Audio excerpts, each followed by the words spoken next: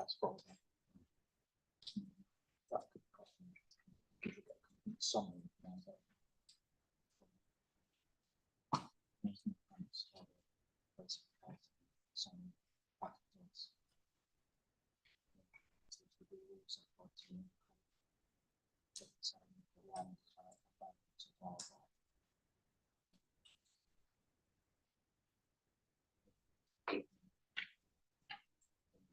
well, we haven't made it strongly in our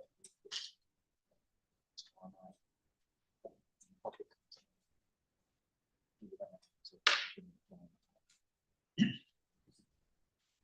Some markets not.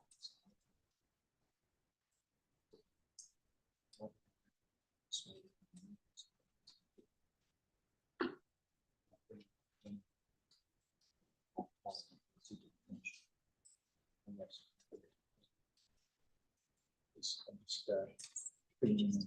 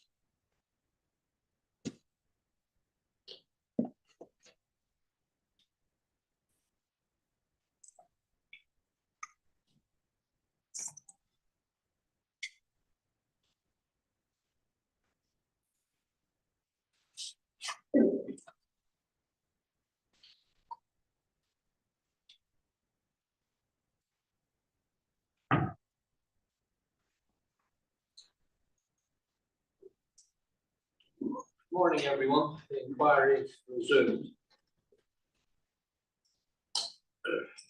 This morning, we'll be dealing with Ms. Curry first, who's going to be here via team. So, got the link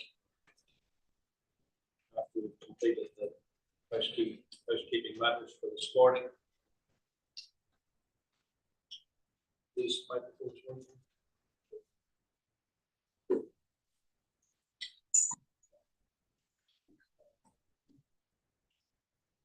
Once we completed the housekeeping things this morning, we'll log in and join Ms. Curry. She will be followed by the local MP, Mr. Hollowbone. Then we'll move Mr. Stinchcombe on to your final series of witnesses. Over the weekend, I've received a number of documents. There's a self-compliance schedule. This morning there was a statement from Ms. Anstey, which I've accepted. Should be coming this morning, and I've only just accepted it, so I will get its way to you. If you haven't had it by the end of the day, let me know.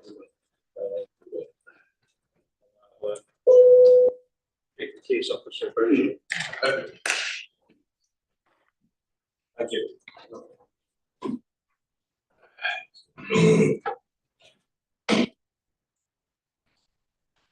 Now you can hear my dulcet tones for long.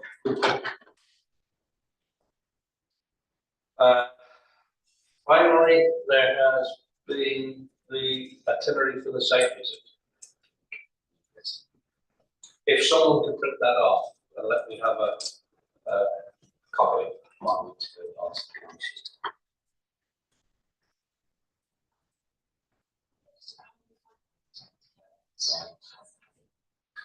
there's an email with we then just got it ourselves. Yeah, that's so perhaps maybe we can lunchtime. I think it was from whoever. It was from exactly from the council. I think it's the council suggestion. We can rather than we first to agree. Once that's agreed, I mean, we will send it's walk around the site. Yeah, but we could just check in Several viewpoints. several viewpoints. It won't be controversial, but maybe we can come back to you once we check the witness. This morning we've got Ms. Fenton standing in for Mr. Fosdick. He's had a better offer. Took it with both hands.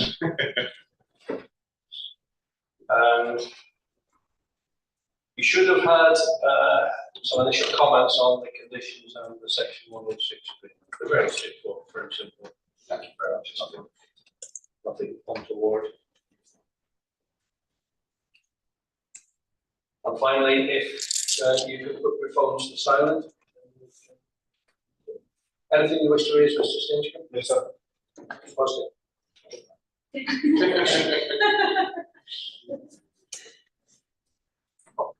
Ms. Fenton. Mr. Silent. Thank you, Chair. Let's see if we can get. Sorry.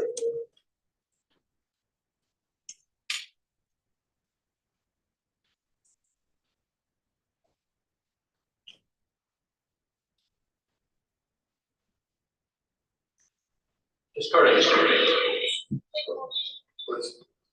Good morning. You can see and hear me?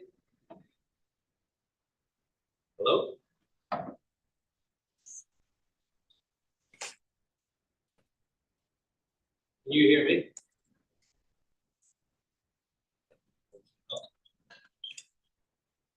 Yes, but it's saying the sound quality is bad.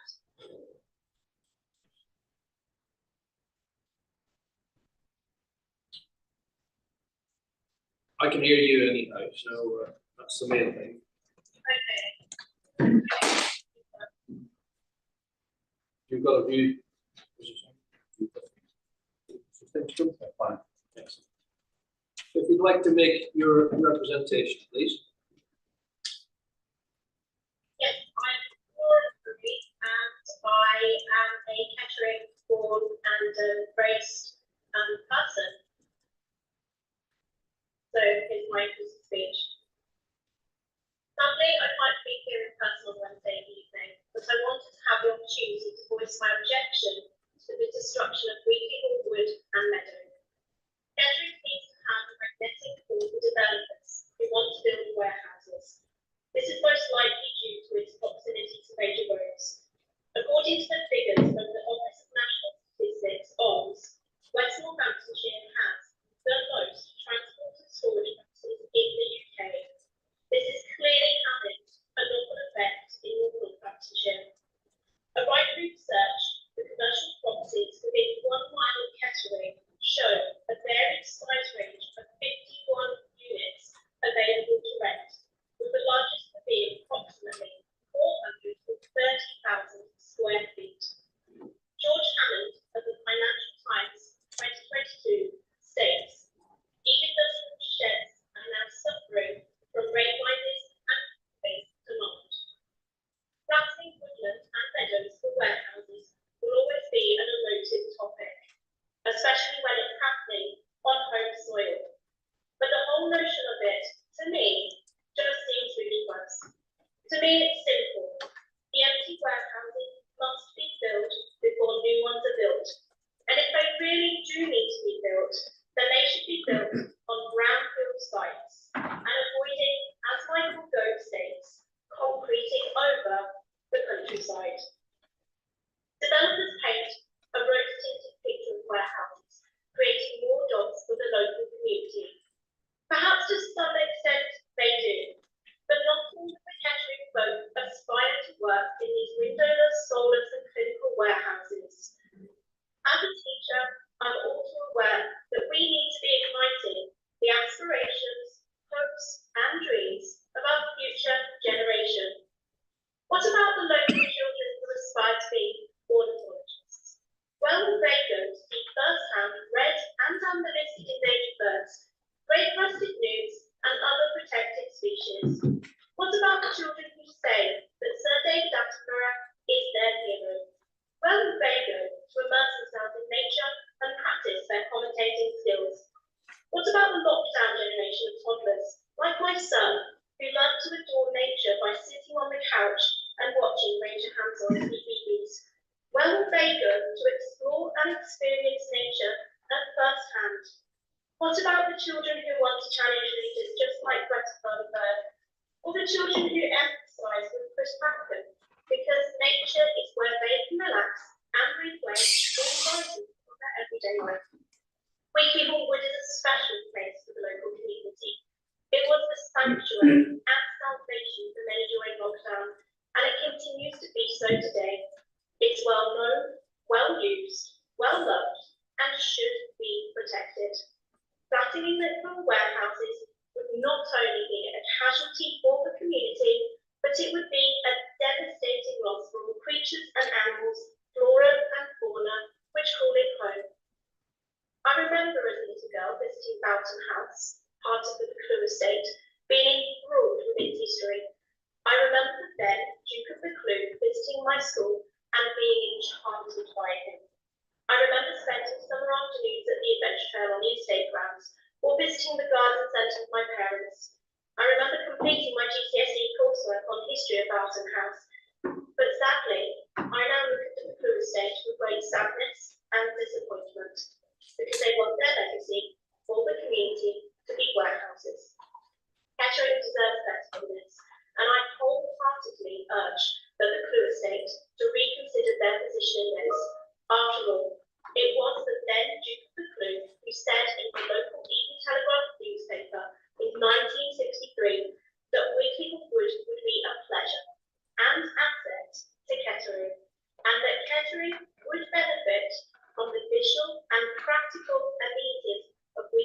Wood and the area.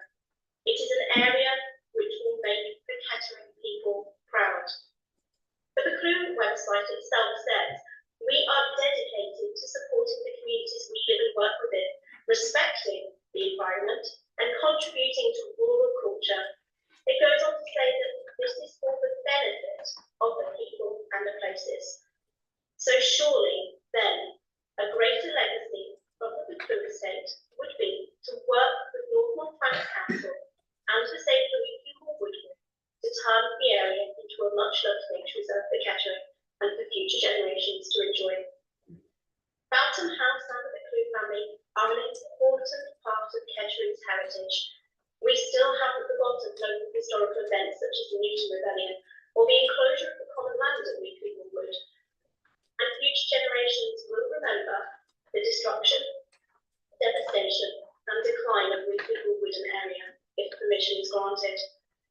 Perhaps it could be agreed that the area of Weekley Wood is a valued landscape. It was Mr. Justice Ousley in the CEG case which said that a valued landscape does not need to be designated. The area of Weekley Wood is certainly of value to many people, as you will hear over the next coming days. It is Simons himself in his online blog, Panorama, which says, appreciating the value of any landscape is as much an art as a science. Detailed criteria are important to have a go at making this exercise more objective, but you can't forget the visceral emotional reaction of standing at the top of the hill, gazing out over a landscape and feeling something. It may be something intangible, irrational, but no less. I ask you to reflect on this today. How is national and local planning policy supposed to capture the beauty of Weekley Wood and protect this landscape and site biodiversity for generations to come? I personally put across my strong feelings on the matter, but it's Sir David Attenborough who says that nature is the greatest source of so much in life that makes life worth living. Thank you for listening. Thank you. Do you have any questions? Thank you very much for your submission. Thank you. Goodbye.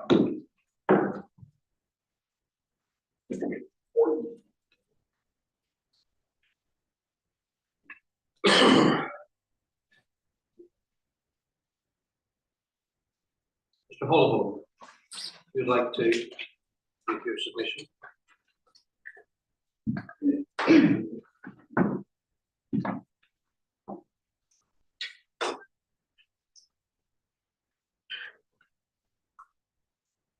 Good morning, sir. Testing 1, 2, 3. There we go. Well, good morning, sir. My name is Philip Holloway, and I have the privilege to be the local MP for Kettering and have been since 2005. I also have the privilege to serve as a councillor on Kettering Borough Council, the predecessor to North Northampton Council between 2003 and 2021. And the reason I'm here today is really to speak in support of the council and local residents, because this is an extremely important site for the people of Kettering.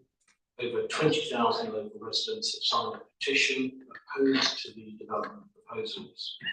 And North Northampton Council, as the local planning authority, has an up-to-date, all singing, all dancing, all working local plan, which has been gone through all the planning testing processes. And to my mind, the key policy here which needs defending is policy 36 of the JCS. This was the plan 2011 to 2031. It was adopted in 2016, and it had specific, unique criteria applied specifically to this site, given the importance of this site to the town of Kettering. Kettering North, as it's known, was allocated as an extension across Weekley Wood Lane to the northern urban part of the town of Kettering. It was never meant to be a standalone business park. It was always meant to be integrated into the town of Kettering itself. Whereas what we've got before us now, I'm not quite sure how we've ended up here, is a proposal for a self-contained development, which isn't providing the high quality employment prospects in an appropriate landscape friendly campus style development that was always the intention of policy 36. There's poor connectivity with the north of Kettering, and the landscape is not protected, and it will have a huge visual impact as you come into Kettering from the north. Now, we all know, sir, that the development of this site is heavily constrained in landscape and visual terms. And this is a crucial reason why the site was not allocated in the JCS for larger scale B8 development. It was always intended for lower scale, classified E and B2 units. Whereas what we've got before us now are some very large B8 units with large footprints, ridge heights of about 15 metres. And the scale of the buildings proposed is inconsistent with the original basic premise of the allocation of this site, which was to provide a high quality commercial environment in a parkland setting in keeping with the surrounding countryside. Now, in policy 36, which to my mind is crucial to all of this, the development was expected to provide a network of a quote, high quality landscaping and green infrastructure which integrate the development into the wider countryside. There is no high quality landscaping in the proposals before you. And by virtue of the scale of the buildings, they cannot be integrated into the wider countryside. Now, crucially, sir, as part of the formulation of the joint core strategy, as part of the process, the original process, the appellant promoted the category E B2 led allocation of this site with only small scale B8. And that formulation at the time was found sound. By virtue of the words small scale in that policy, the council at the time wanted to make sure that this was not a general open-ended E-B2 B8 allocation, but deliberately an E/B2 focused allocation identified to meet these local needs. Now, I believe those needs still exist. Whereas across Northamptonshire, there is huge commercial pressure to build more B8 warehousing. But this site is not on the A14, where a lot of the warehousing is now being built. This is to the north of Kettering, very close to a very popular residential area, and will detract from the quality of the local urban environment, as well as have a direct impact on the countryside itself. So the original purpose of allocating this site in the JCS was to provide a high quality, parkland, office / high-end industrial-based location for inward investment into the local economy and to provide high-quality jobs. The application before you, sir, doesn't provide that, sadly. I don't quite know how we've iterated to this point, but this is not where the appellant was when the JCS was first rolled up. There are also, I think, going to be huge concerns about the impact on the local highway capacity.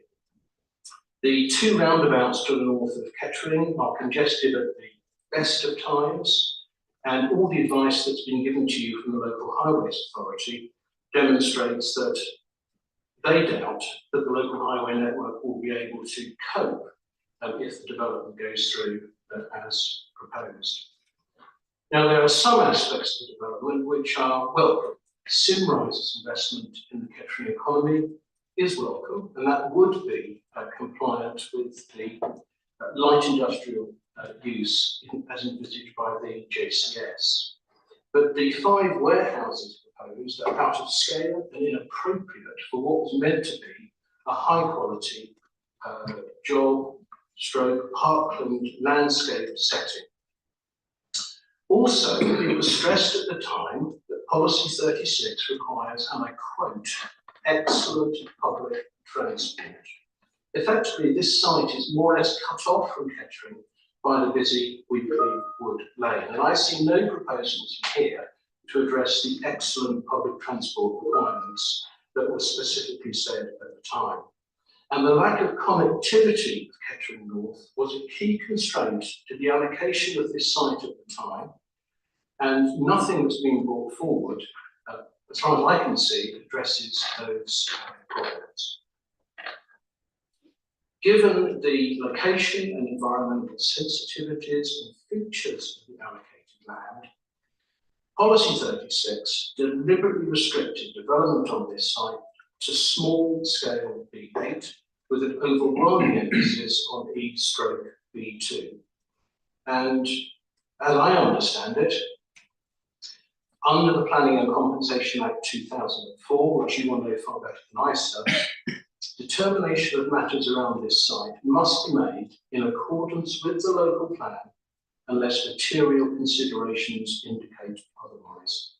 Sadly, I cannot see any material considerations which would lead you to approving this appeal when the local authority in both its forms, Kettering Borough Council and now North Hants Council, has painstakingly applied site-specific and unique constraints on the development of this site, which sadly, I don't believe the present application meets.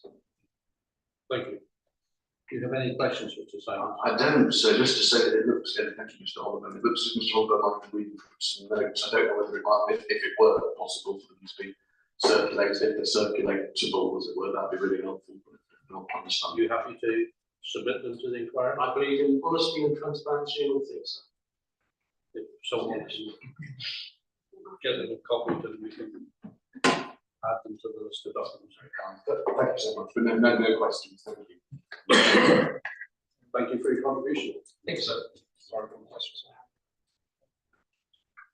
Emails for, to accept way or something?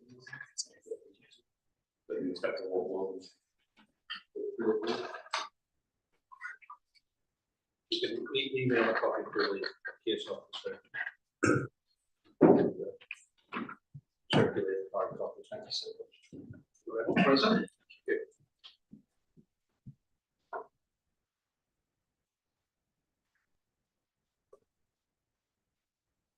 Mr. Stinchman, do you want to press on with your first witness or do you want a break? I'm very happy to press on, sir. I'm letting it tie in your hands. I'm very happy to press on. Yeah. The first witness will be Francis O'Day.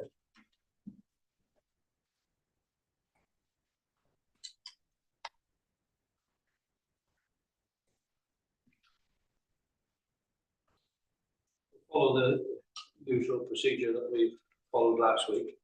Don't need to read any of the proof, but to pick up particular points that you. Well, so I'm entirely in your hands in that regard.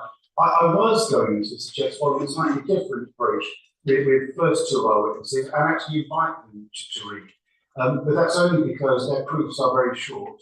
And essentially they're talking as members of the public to other members of the public on the street. But if you would prefer us to just pick up the principal points, I'm very happy to do that and stepwise in that way.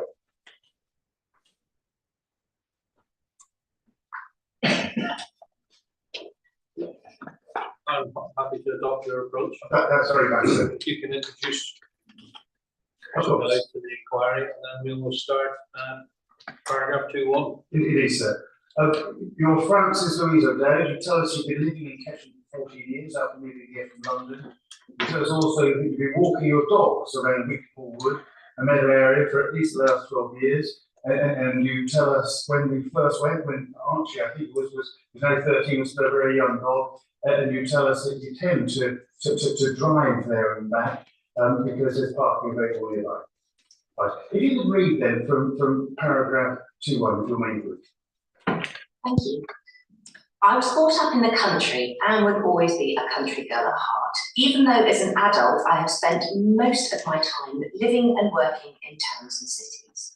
For relaxation as well as recreation, I've always had a deep-seated need to get away from the noise and congestion of my immediate urban neighbourhood and head for the cleaner air and wider, longer views of the countryside. I remember the first time I ventured up to the wood, parking my car near to the Holiday Inn, Archie in tow on his lead. It was a beautiful cold afternoon, the sun was bright and the meadow was a huge expanse of long grass that had gone the colour of straw as it had snowed the month before. It was a bit muddy in places and I let Archie off his lead once we got to the wider path to the east side of the meadow. Once I'd been to the wood for the first time, I was hooked. I went up there with Archie as often as I could, not every day because of work and other commitments, but at least once a week, every week, unless I was away from Kettering for whatever reason. I enjoy walking in the wood in autumn at the most. The colours of the leaves are so strong and the dogs enjoy getting mud between their toes. As much of the wood is planted with evergreen species, the deciduous trees really stand out with their yellows and reds. It's always when the hips, berries and sloes appear. I've taken a foraging course with my husband, so I always look out for them, but I leave them for the birds to eat. My most memorable walk, just after the COVID-19 lockdown ended, I misjudged the time of day. It went dark very quickly, and it could have been very scary, but I was chaperoned out of the wood by an owl flying and hooting overhead, guiding me back to my car in the lay-by on Weekley Wood Lane. And being chaperoned by an owl is an amazing experience, and I would recommend it to anyone. During the summer months when the flowers are out on the hedges and shrubs, the variety of butterflies is quite fascinating. As I do not know the species, I have started to download a guide so I can identify them.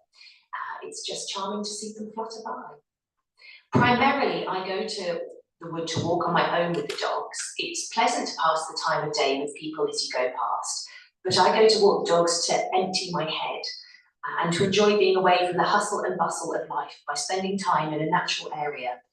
It's my place to think and be quiet. The dogs and I have two favourite routes and a third winter one. The first is through the Kissing Gate, up the meadow, and then depending on which way they prefer and how much time we have, we either turn to the right and walk back through the wood on the east side and do a pleasant loop past the den, invariably meeting lots of fellow walkers. The second, if we have a bit more time and if the dogs don't feel too arthritic, is to turn left, go past the newt ponds, walk along the top of the wood, past the old railway bowser and down towards the police headquarters. We have not tended to go too deep into the wood and we stick to the paths. The third route we take, mostly in winter, is when the grass is shorter and it's to weave all over the little paths and desire lines on the meadow and not walk through the wood. And I have attached a map of our dog. The white line is not 100% accurate because it changes every winter. Community connections with Weekley Hall Wood and Meadow. Unless you go there in the middle of the night, you are never alone in the wood and meadow. In all the years I've been going there, I cannot remember a single occasion when I've been to the wood and have failed to see at least one other person, even when I've been very early in the morning or very late at night. The wood and meadow are a magnet for people, and the beauty of it is that because the area is so large, it never feels congested. In truth, Weekley Hall Wood and Meadow are a country park in all but name to local residents. People go there on their own to get some space. People go there with their lovers, their partners. People go there with their children, babies in prams or buggies, dogs, families and friends. Some people get there by car, as I do, but many people walk or run there or go by bike or scooter. And a few hardy lots even manage to find a bus to take them there.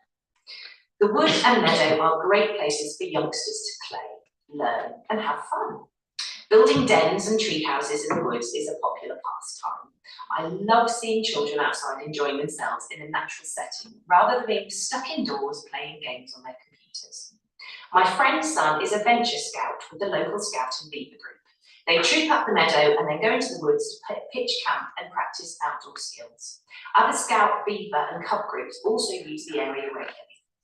Children from local primary schools go there as part of their education, as do children from a local forest school.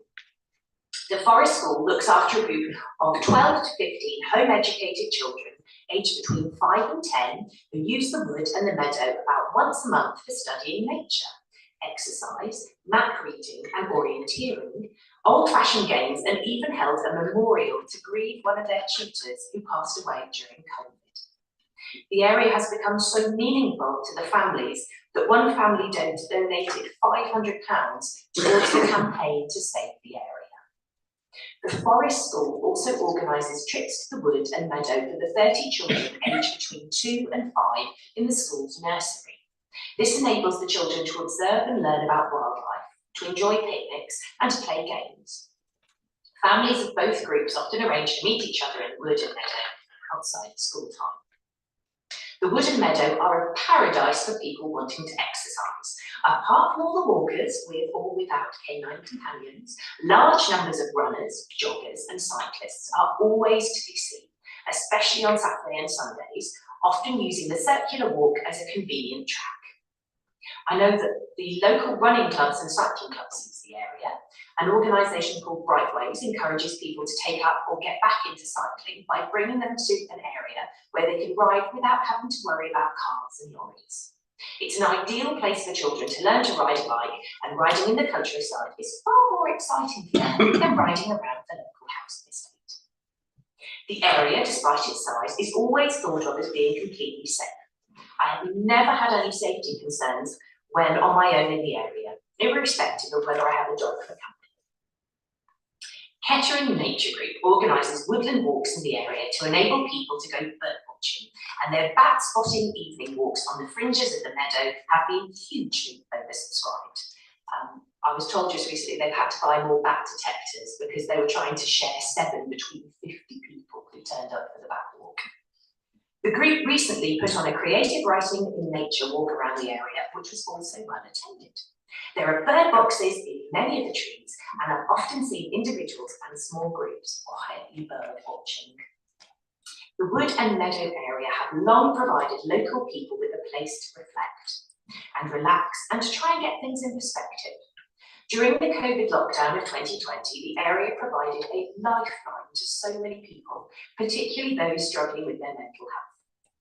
That was a time when many people, whether or not they have mental health issues, went to the area for the first time, appreciated it, and are still regularly visiting now. On every Wednesday since April 2014, the local charity Groundwork Northants has organised a wellbeing walk at Weekley Wood and Meadow, partnered with the local authority and the Ramblers Association. There is an accessible, reliable and variable walk for people of all ages and abilities that has created a safe way for them to explore and access the wood, regardless of physical or mental difficulties. Groundwork Northants runs other local walks, but the one to Weekley Wood has, I understand, always been the most popular and well attended. It's between 20 and 30 participants on average. Due to the incredible natural setting, I'm told that walkers regularly feedback how this particular walk is vital for their mental well-being and a crucial part of their lives and routine. The Save Weekley Wood group, of which I am a member, organises regular family fun days at the wood, and the area gives a beautiful and healthy environment for families to mix and children to enjoy time outside, exercising, having fun and enjoying nature. Impact of the development proposals. I was devastated in 2017 and 2018 when warehouses started to be built on the western edge of the meadow. The Salvation Army Depot and the I.M. Kelly warehouse. Up until then, the new buildings on the east side of the A43, such as the police headquarters, the service station, hotel and restaurant, although close by, had not impinged on or threatened the meadow. However, everything changed when these two monstrosities were constructed. I and many other people lost access to and enjoyment of an area the size of a typical town park. Then, to make matters worse, a further area next to the Cllr warehouse, projecting virtually right across the meadow, was stripped of vegetation and soil in readiness for the erection of another warehouse. Although that warehouse has yet to be built, the cleared area is a horrendous eyesore. It is a metaphorical V sign from the developers to everyone who goes past it on their way up to the central and northern sections of the meadow. I am not a surveyor. I work in footwear and accessories, but I have printed out the plans now under consideration and walked around the meadow with the plans, working out in relation to other buildings the rough scale and size of what is proposed. The 6 planned warehouses will cover, with associated service roads, parking areas, etc., a total area of 70,392 square metres. I've taken this figure from the applicant's proposed contextual site plan. I put that as an appendix. The existing meadow will be completely lost and leave only a little bit of woodland at the sides. It is a horrendous prospect. The warehouse, car parks, HGV parking areas and service roads are going to swamp the area.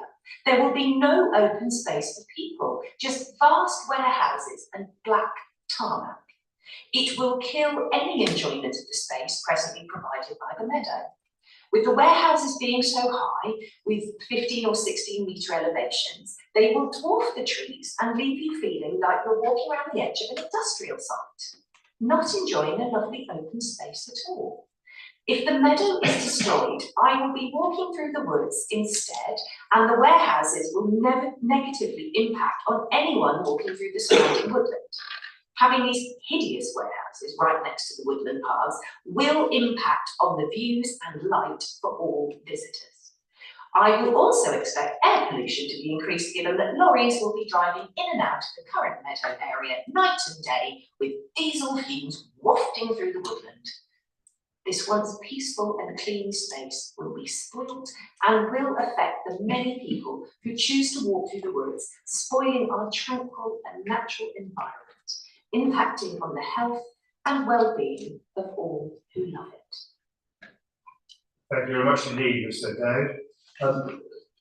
So you'll have seen also that Mr. Dale has prepared a very brief rebuttal proof of evidence. That's in respect of the landscape evidence of Mrs. Brockhurst. I suspect we can take that as read because we put all those points to Mrs. Brockhurst in cross-examination and she agreed. Is that okay? Yes, absolutely. I'm glad. Well, so if you stay there, Melanie may have some questions for you. Thank you. Simon. Just got one. Thank you very much for reading out your statement. What was your reaction when the site was allocated in the core strategy? Do you remember that happening? I wasn't particularly up to date with when it got allocated. I wasn't asking when you found out that it had been allocated. Oh, How did you react? do you mean when the council started putting up the notices? I don't know the council. So when you came to understand that it was an allocated site, what was your reaction to that, to finding that news out? I genuinely cannot understand why such a beautiful area has been put forward to be built on. I just don't understand it. I think it's appalling. So it's certainly not something you support. It's not without saying, but No, that goes without saying. thank you very much.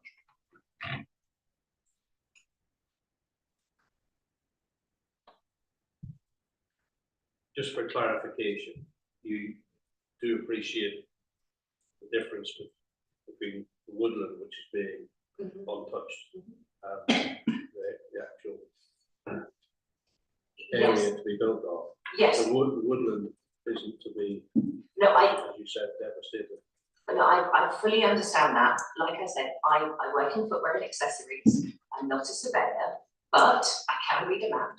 I was a girl guide.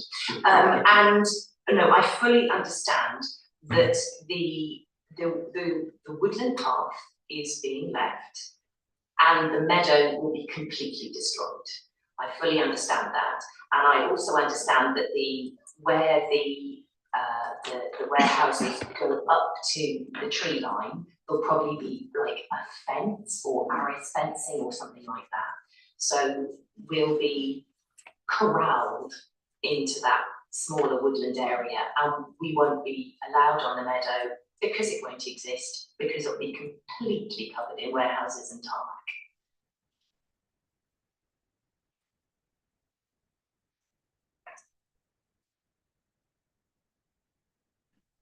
Tell me if it's an unfair question, but how do you think I should reconcile the fact that the site, the meadow, is allocated for development in the core strategy with the extensive submissions by yourself, your colleagues on the say Weekley Hall groups, and all the people who have made representations both at the time of the application and to the payment. So, how should I reconcile the allocation for development against the objections? First of all, I'd say you have a very, very difficult job. But also, I would point out that as I understand it, there's no master plan. So I know that and also we don't, there's nothing to say that that can't be rescinded and changed, because there's no, as I understand it, there's no master plan for the area. But to be honest, planning law and planning documents are not my forte. I could tell you all about the footwear you're wearing.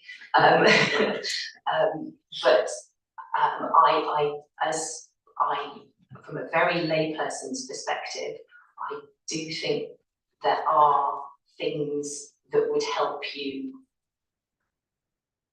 make a judgment in our favour from a written and documentary point of view, not just because we really like you to listen to us and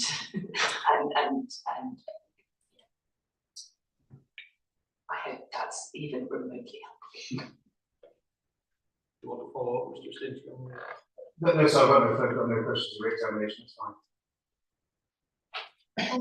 Thank you very much.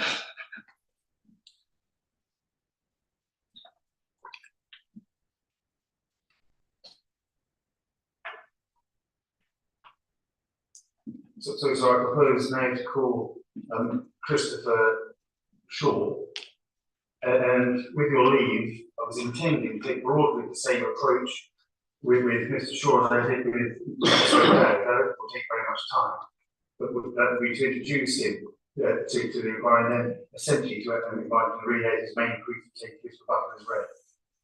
I'm happy. Right. Also, Mr. Shaw.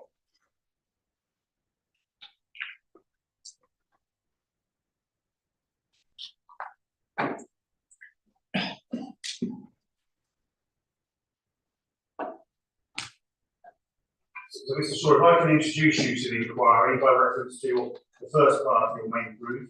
You're Christopher Edward Shaw. You tell us that you're making the statement in connection with the SWHW appeal. You tell us that you use the word we throughout your group, because essentially you've written this with your wife, Mrs. Susan Shaw. And you tell us that you live in one of the two semi-detached stone gabled cottages built in 1887, which are on the Weekley Hall and adjacent to the site. That's right. Right, and the inspector will see that on the site. See what you You want do. to switch your microphone on there?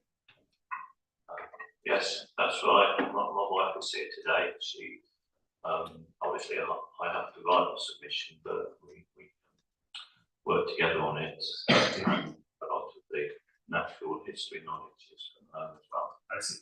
And you tell us that you submitted your own objection to the appeal application at several points, and we know that those are before the inquiry as well. The inspectors told us there. And you would also tell us it's based not just on your own self-interest as residential neighbours, but on your major concerns for the environmental impact of towns and the amenity of other local residents, not just yourself. That's right. We're very concerned about the environmental issues involved here. From our knowledge, knowledge of the area over a long period of time and our interest in nature. And we also see, as in my statement, the number of people who do enjoy the area, of course, from where we live. Right. And in paragraph 1.4, and this is in part potentially an answer to the question that was just asked, Dell by the inspector, you say, although you still fully object to the application in principle, your objections also include constructive suggestions for mitigation and more green development in the area through the use of the approved master plan. We believe this is in line with the intention of the JCS, as well as with the more recent SSP2 plan towards the use of green corridors, and copies of your objections are also attached. Well, if you could read through section 2 of your main proof of evidence, the impact of development, starting at paragraph 2.1. Maybe my voice won't quite so entertaining as. I'm afraid my voice won't be quite as entertaining as the previous person, and may fall asleep with my tones, but I'll do my best.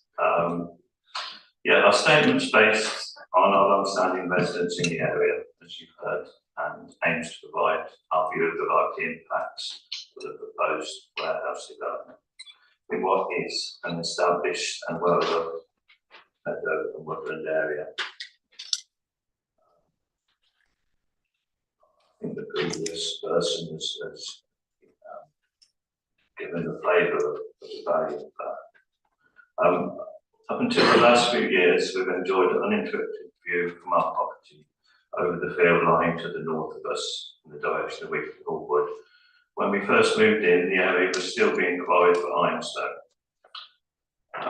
Approximately 30 years ago, it was filled and planted with trees, which is what we expected when we actually moved to the house. The field itself was grass and used for sheep grazing and occasional crop use.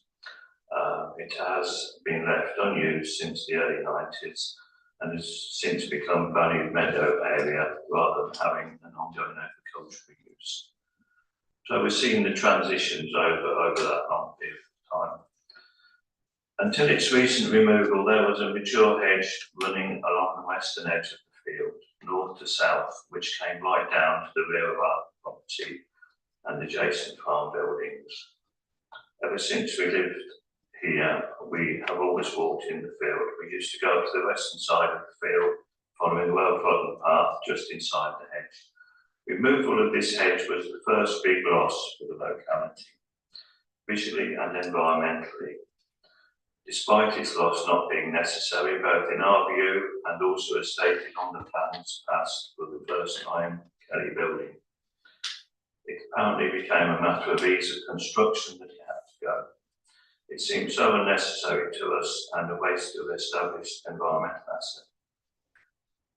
My point there really relates to the need for a master plan and to use the established features of the area. People from Cllr have been coming to the field and adjacent woods for many years via footpath HE1 and using informal paths which have become well established by frequent use across the field. As the planted woodland grew, we saw this use increase, especially with the building of the adjacent Ambleside estate to the north of Cllr, which has a direct link via HE1. The importance of having access to the countryside for local people became very evident to us, with people mostly walking with or without dogs, but also jogging, cycling, exploring or playing. We ourselves regularly walk in the area, across the meadow and through the woodland, both exercise and pursue our interest in observing and enjoying nature. The application side is one of the only, in fact, I can't think of any other area left for people to access woodland and countryside on foot from the north of Cllr. We see this as a very valued amenity, meeting fundamental community needs. As nearby residents, we've seen the area develop over many years with the gradual establishment of a valuable meadow in the field and with newly planted trees in the woodland behind steadily maturing. This has made for an area which is not only visually pleasing but very significant ecologically. this is our small contribution to the assessment of the wildlife in that area, which I think the Wildlife Trust has gone over fully, so may not need to read all that out. But it's certainly enjoyable, and we go to many nature reserves, and this area is as good as some very specific, well looked after nature reserves that we visit as well. The bridleway, which was provided when the Cllr business park was built, and which runs south of the site, forming a circular route through to the woodland on the north side, is now an integral part of the footpath network, and as such, it's used by people very regularly. It links the area with Rocking Road access from Cllr as well. The route runs just behind our property, and we can see from our kitchen window how often people use it. Not many minutes go by without seeing someone passing by on a fine day. It shows how the value of this amenity is so important locally, with the emphasis on well-being and exercise. Particularly, we noticed how incredible it was for people during the lockdown.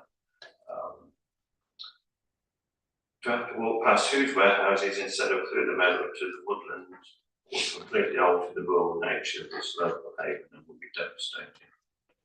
Sorry, I think I've turned it.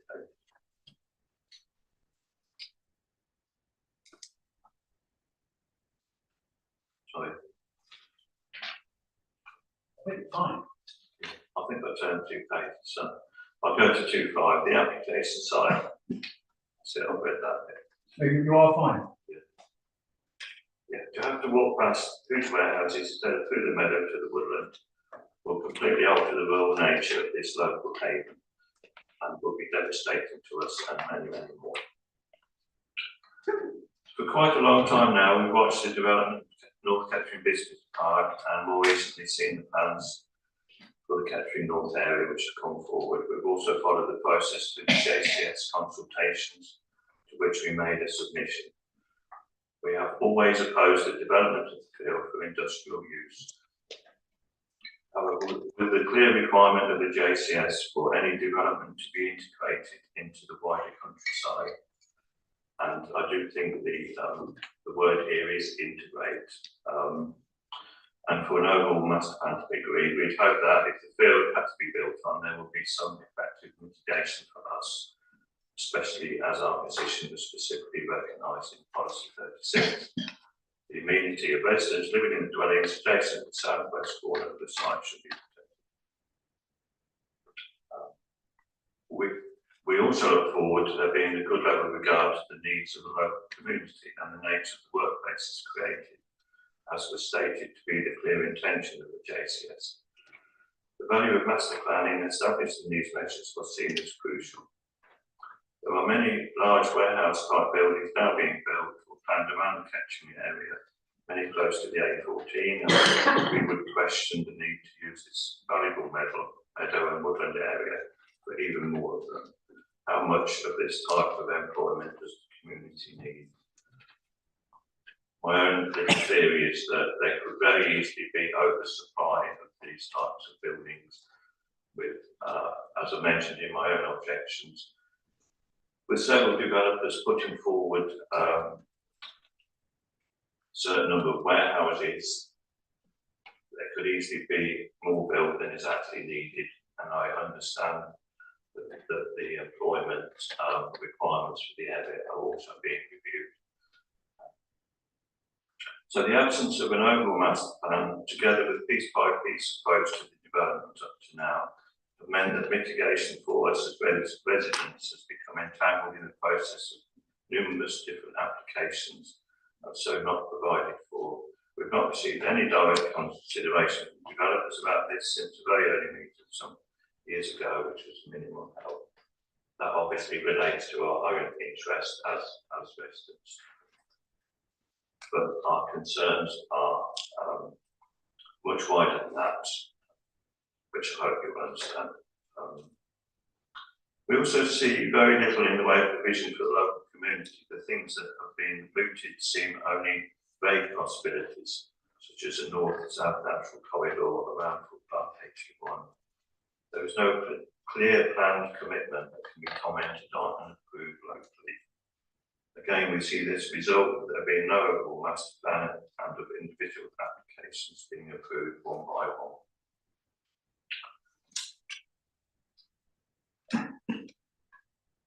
The proposed development will have very significant impact on us, especially visually, and will have huge detrimental effect on the natural character of the area.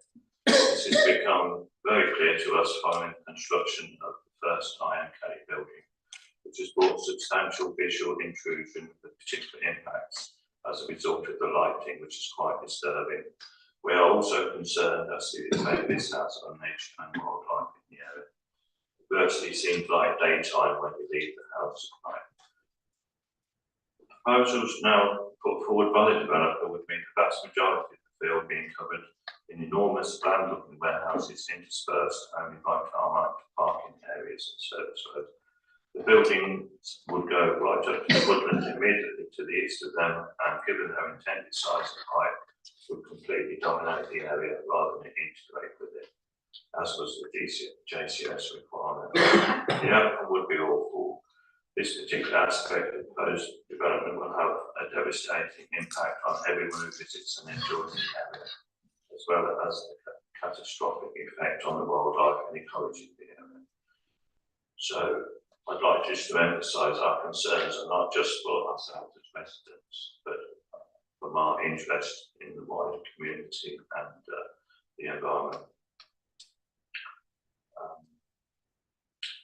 When Kettering North area had been allocated for possible development, we were aware that the field area might one day be developed.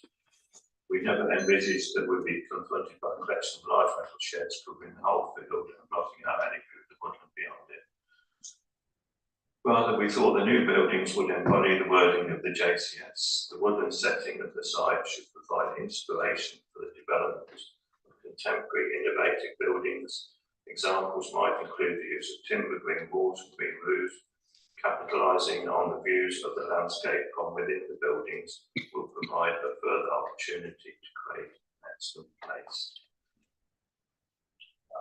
Although we weren't happy that the JCS approved the development in the area, we were quite inspired by what it contained in terms of the integration with the natural area, and we were in some ways hopeful, even though we had to accept that they put forward the development. A few of the early buildings on the Kettering North Business Park seem to have some sympathy with their woodland setting. We anticipated that these were the sorts of buildings that might be constructed in the field behind us. They were the first office-type buildings prior to the police station hotel. There seems to be little regard for this spirit of the JCS and current application, rather than views of the landscape from within the buildings to enhance the workplace, as suggested in the JCS. There will hardly be any windows at all and not much landscape left. The proposed buildings will not integrate with the countryside. In conclusion, we believe that developers' proposals for the applications are completely inappropriate for this lovely area and local resource, which would be irreversibly destroyed in the case of the meadow and severely impacted in the case of the wood. We therefore believe that they should not be allowed to go ahead. The proposed development also fails to come anywhere meeting the intended aspirations of the JCS. If it was to proceed, there is no clearly stated mitigation for us as local residents, and there is no definite commitment to incorporating local community needs. Both are significant requirements of the JCS. If this application and the wider development is considered further, we maintain a consistent view that a comprehensive master plan for the whole of Kettering North should be provided and to be open to consultation and approval, which we understood was what the JCS was putting forward. This would hopefully avoid the piecemeal approach which now seems to be taking place and help secure the JCS's main concern to recognise and integrate, indeed to enhance the rural nature of the area. If there's no alternative to development, we believe there is still opportunity to adjust the approach effectively to properly mitigate the impact, as we've attempted to suggest in our own objections. The positive vision within the JCS could still be implemented. If this proposal goes ahead in its present form, that opportunity will be lost beyond recovery. Thank you very much indeed, Mr. Shaw. Just for clarification, you've appended your various representations and objections that have been made to the appeal application. Is there anything in there you'd like to pick up, or are you happy for the inspector to take that and have it as read at this inquiry? Yes, fortunately I won't read all those out. What we've tried to do consistently is be constructive as well and put forward suggestions for not just landscaping, but to integrate with the area, to provide green corridors which would allow nature to spread and connect. And we feel that could be done very easily, as well as respecting the very important areas that are there already. If you place the buildings in different areas, there are possibilities. We'd rather them not go ahead, but I think there's a lot of possibilities. It isn't just the JCS, it was in the site-specific plan locally for significant green corridors through the Kettering area. And in my objections, there's a map that actually shows one of those green corridors following the footpath HE1. And our objections also include an east-west corridor. There's some woodland to the west of us that remains from the old wood lane. That could easily be linked up with some proper landscaping along the footpath route that goes behind our cottages. That would help ourselves, but would make it much more pleasant than it is now. At the moment, you walk alongside a wire fence. It could be lined with trees and right along to the footpath HE1. So you could very easily, with very little cost, establish a good green corridor and then a good green corridor north along HE1 up to the woodland. I'd rather the development did go ahead, obviously, but we have tried to be constructive for a long time, and that includes when we submitted to the JCS itself of how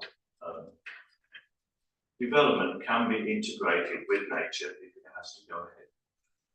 So, Advice, and if we turn very quickly to your rebuttal proof, which I suggest we can take as read, you summarise what you've just said in your final paragraph, paragraph 10.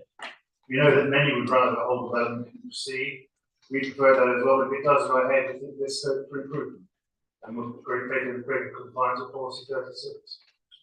Yes, as I said, I've tried to be constructive on this for a long time and put things forwards.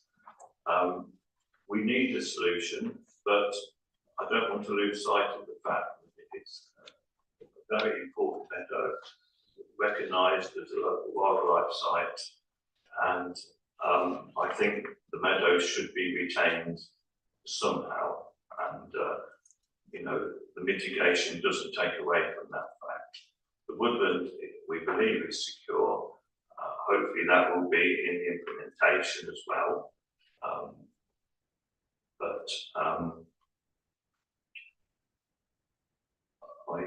The other thing from the rebuttal proof I'd like just to emphasise is the heritage of the rural nature of the area. We've only recently learned of this, but we acquired a book on Rockingham Forest, and it takes the existence of Weekley Wood right back to 1330.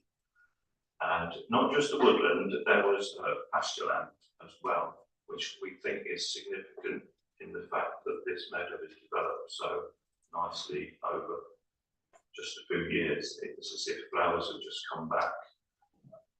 More than you would get if an ordinary field was left fallow, I think.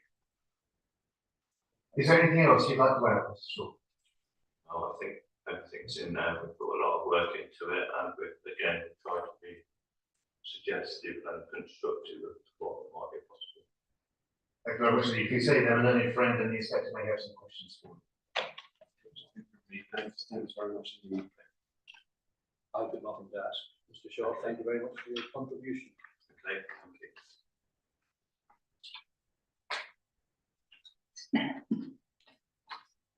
Will we take Mr. Dell and then have a break? I thought so, sir.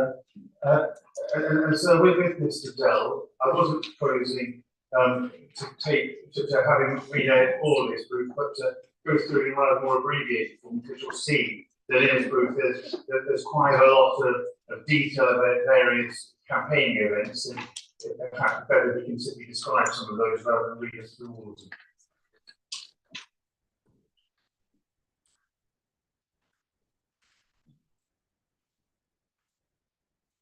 Introduce you first to the inspector by reference to your introductions, Dell. You tell us that your full name is James Dell, but you go by the nickname Des. You've lived in Kettering for all of your 44 years, 21 of those within a 20-minute walk of Weekley Wood, and you spent much of your formative years exploring the wood. You also tell us you're an elected councillor for the Green Party, representing Cllr Ward on North Northamptonshire Council and the Brambleside Ward on Kettering Town Council. You tell us that Brambleside comprises part of the Cllr Wood, which includes the northernmost part of Kettering, the part closest to Weekley Wood and Meadow. You tell us you were elected in May 2021, but have been involved in the campaign to save Weekley Wood and Meadow since it began in early April 2020. We could read then sections 2 and sections 2 and 3 of your proof, please. Of course, thank you. So I first became aware of the plan application on the 3rd of April 2020 due to a post on Facebook. The context is important here because that was only 2 weeks into the lockdown. So there was a lot of social media, that was where most people would communicate. And I've been campaigning, or started campaigning with the local Green Party for the last previous 4 months. But because the elections were postponed, so I just put that energy that I was reserving for Green Party into this Weekley Wood campaign. Obviously, being a member of the Green Party, I'm very aware of the climate crisis, and this is not something that's come up before, I don't believe, but it seems very bizarre to me that there was this plan to destroy this meadow and woodland when, in wider context, we're looking at climate emergency and climate crisis. And I think as well, and I'll come on to this later, but one of the reasons that the campaign did become so successful so quickly was because it was a way for people that were worried about the climate crisis to sort of put their energy into something local that they could see they could make a difference to. But anyway, I digress. So I was outraged by the beautiful natural and nature which area could potentially be destroyed for warehouses. So I took it upon myself to work to save the area. I'm unable to reconcile with the dichotomy that just when we need carbon sequestration the most, that huge amounts of carbon will be released by chopping down trees, ripping the soil, destroying this precious habitat, as well as building the warehouses themselves with all the concrete and carbon emissions that come with those. So my statement here sort of gives a bit of context to the campaign over the last 3.5 years, to just sort of show the high levels of support from the public. As I mentioned, it was launched at the height of the COVID-19 pandemic. And so therefore, for the first 6 months at least, it was all based on social media. So we launched an online petition that gained immediate traction, reached 5,000 signatures in just over a month. Approximately 500 objections were lodged in the same period. We found out about this on a Friday, and the deadline at that time was Sunday, Monday morning, to get the objections in. So we sort of went into overdrive to try and get as many people to object as possible. A little update on the petition. I've just checked. It's currently on 24,133 signatures. It's gone up about 1,000 in a week, so the media attention got. And so with all the public interest in the plan application, the Weekley Hallwood Community Group formed mid-April. Obviously, we knew that this shouldn't be a political issue, it shouldn't be a Green Party thing, because there was so much interest from other people of different political persuasions and no political persuasion. It was a real community that came together around this. We've got the Facebook page, as I mentioned, it's been mainly social media, Facebook page, Facebook, Instagram, and we formally constituted a community group in July 2020. So we received so many comments from members of the public, especially those who fondly remembered their time exploring the woods.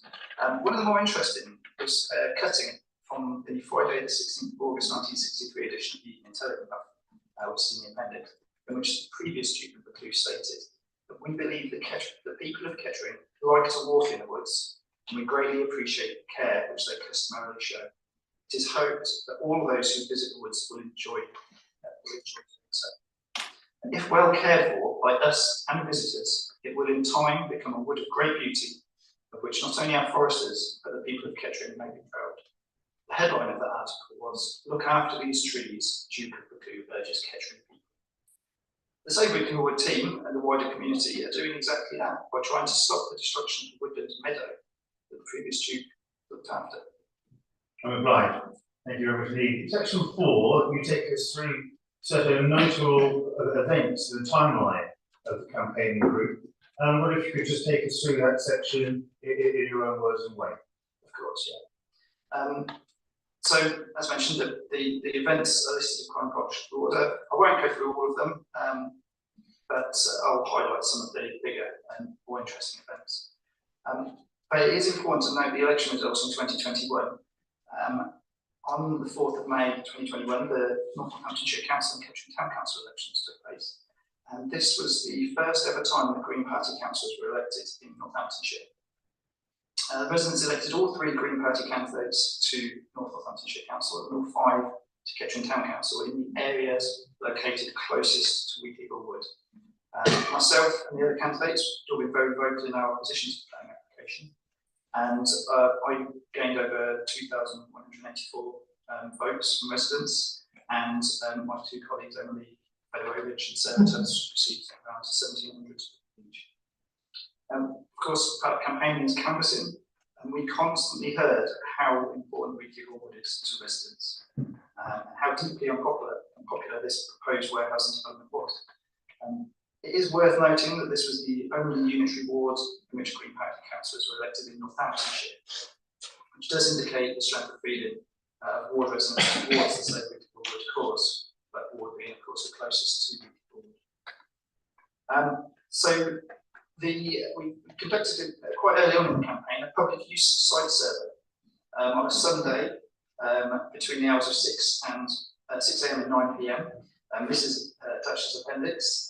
We had surveyors stationed at 2 different entrances, and they only counted people entering the site. We recorded 1,003 people on the 24th of May 2020.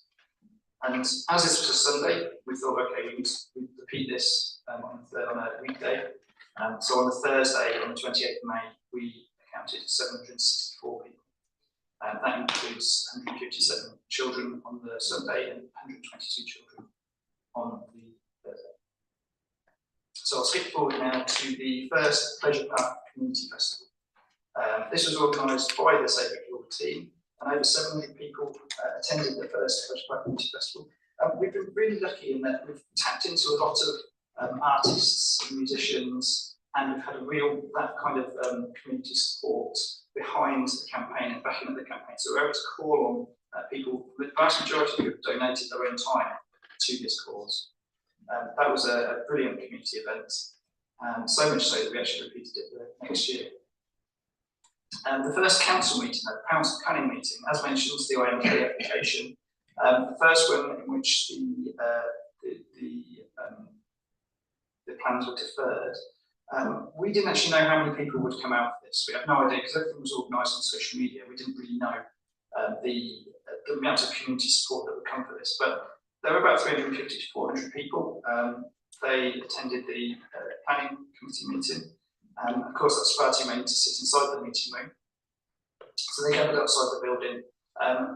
We were not prepared for this, and I obviously, I'm now a councillor, and I do sit on the planning committee, but of course, like somewhat predetermined against this application, so I substituted myself off from that. But to corral the crowd, I actually found myself standing on the top of my car, roof of my car, with a megaphone, trying to explain what was happening inside to the crowd. We've done arts centre. The local arts centre has been amazing, and we had a local artist, Catherine Matthews, painted a woodland scene live behind the on the stage while performers performed in front.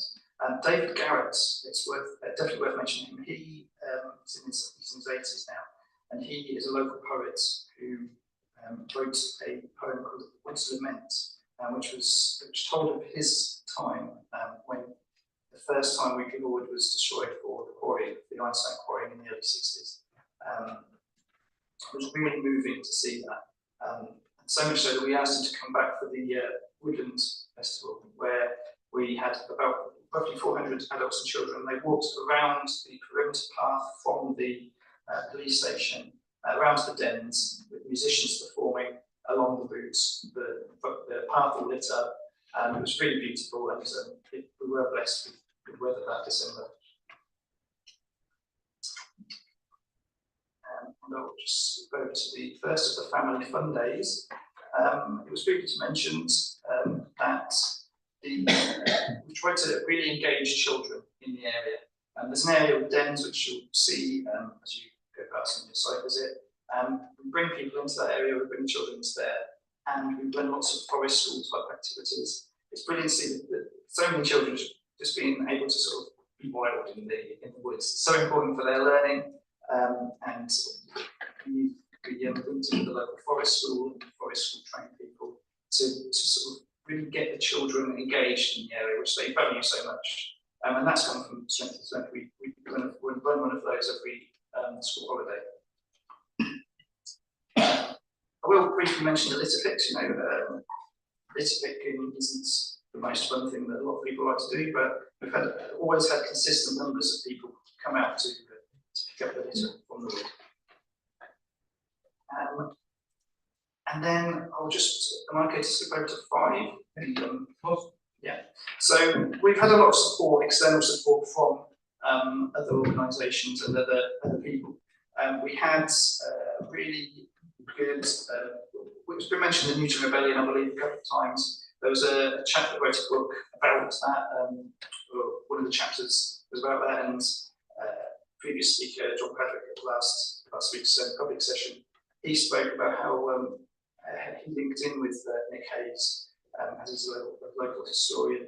And Nick donated an artwork of his that we've been using to sell t-shirts and to sell prints and things, which has the Latin animus on it, which, sorry about the pronunciation now, I'm just so comprehensive. So this is the Latin, but it means we love, and it's sort of a bit of a play on the Duke of Cllr's motto, which is ammo, which means I love. Of course, we love, animus, we love, we the people of Cllr love the wood and the meadow. We have also did a paper signature, paper petition, sorry, which has garnered over 1,000 signatures. We know it's easy to click on and do an online petition, so we wanted to get a paper petition going as well. But we haven't yet had an opportunity to present that. Can we come on to section 16? Of course, yeah. So it's been an incredible learning curve for me, from someone that started out just trying to save the wood and then becoming an elected councillor. That's definitely been interesting. So I've put a huge amount of time and effort into the Save Weekley Wood campaign throughout the last 3.5 years. And so many people have joined me in that. We get so much support and goodwill from members of the public, from the residents of Kettering, and what's been really useful as well is to know that our campaign has kind of become a bit of a blueprint for those other campaigns across Northamptonshire, working similar warehouse developments, multi-warehouse developments. Generally, all I hear from residents is we don't need more warehouses, why are they building them there? That's the most common thing. So it will be a huge loss for all those families and individuals who visit the meadow, and the walkers, the runners, the cyclists, families, people that just want to enjoy the fresh air in the countryside. It would be disastrous to have them built, and the development would utterly ruin the whole area. And try to think of the adverse effects it would have on the area as well, biodiversity. So we're living in a time of ecological and climate crisis. Even putting aside the loss of amenity value, the habitat loss and ruination of the landscape, the removal of such a vast carbon score would be tantamount to ecocide. Well, as before, Mr. Dell, the learned friend on the inspector may have some questions for you. Just one. Just one bit, all right. Thank you very much for reading that out. But just one thing that I just wanted to try and understand in terms of how the campaign has been put together.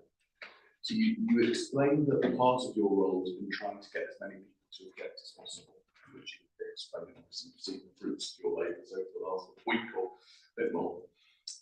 Part of that exercise has been through the Facebook group that you've explained, right? You give us some of that in your written evidence. And you said in your evidence in chief that the thing you hear most, no doubt you hear lots, but one of the things you hear most is we don't support this kind of thing, we don't support warehouses. That's what people tell you. In your appendices to your book, have you got it?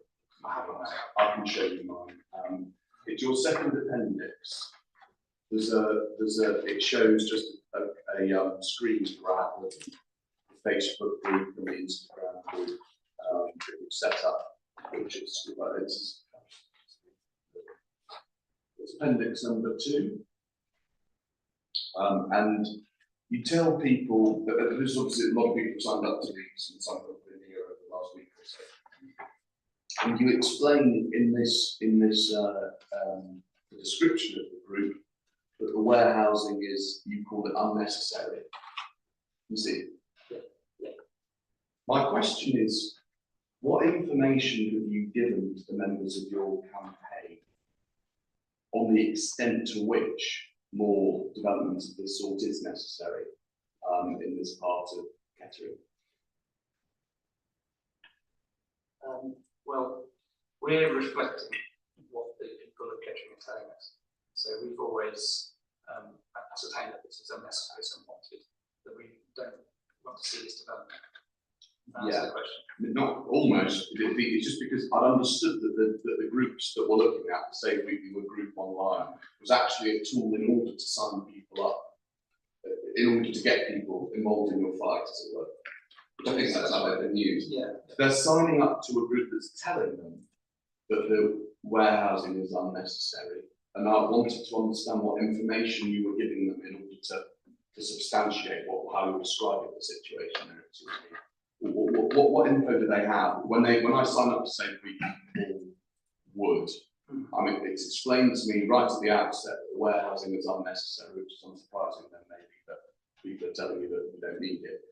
Do you tell them anything about the extent to which it may or may not be necessary, or is that just something that's, if you like, assumed? Yeah, I believe it's assumed. I mean, the screen capture there, I think that was written a couple of years ago. So, yeah, the descriptions that go onto the Facebook Instagram pages, they're not always updated. But people that go onto our pages, we tend to use them as a information tool to sort of say, you'll see, well, a lot of the objections, we use what template emails, letters that people use, because although we like people to, and we know how important it is that people put their own words into things, we know that some people can't do that and they find it easy to communicate. So, thanks very much indeed. No.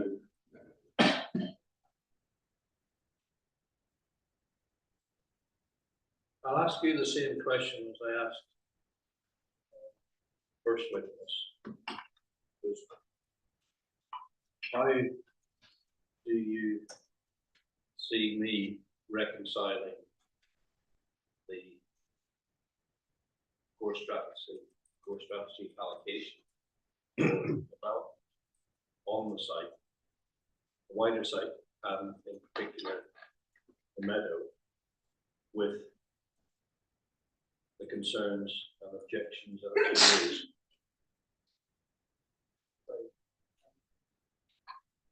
As previously mentioned, there is a master plan for this site. And as part of that master plan process, I would see that local members of the community would be able to submit their comments to that as well. But in your question, how do you reconcile it? It's a tricky decision. As a member of, say, Weekley Wood, obviously our perspective is that, my perspective personally speaking as an individual, that I don't think it should happen. But obviously there is the JCS to consider, and so I'm afraid that's not really an answer to your question. But sorry. I rarely give me the answer to the conundrum. Left to my own devices to make up the story, which I will tell you in due course. Thank you very much. So can I have just one question for examination? And I'll try also and assist you with the answer to my closing submissions. You were asked about the screenshot about the insertion of the warehousing was unnecessary. To the extent that the JCS does consider warehousing to be necessary, do you know where it's allocating that warehousing?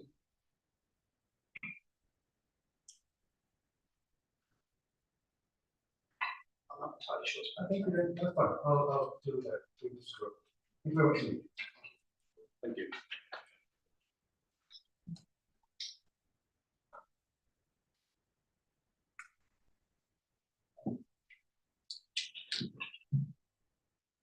Take a break.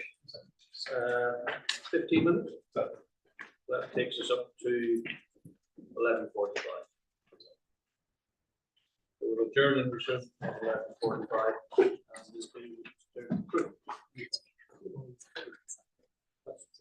When I say tea,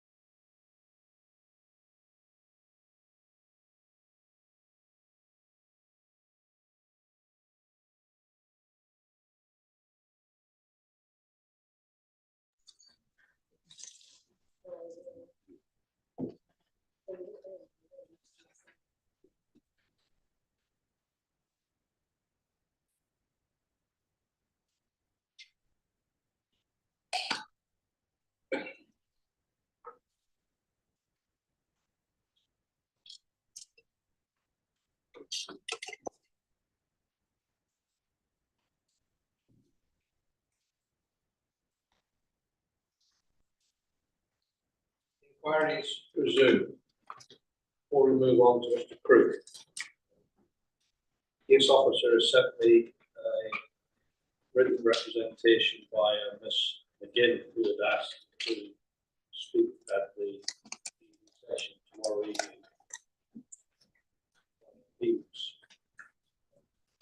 When we did last week, actually Teams presentations with an evening session was not really suitable. So she won't be appearing, but she has made a written submission. Same thing as that from Ms. Anstey. Case officer will send it to you. You haven't got it by the end of the day, let me know. And you'll chase it up. So we've got both now.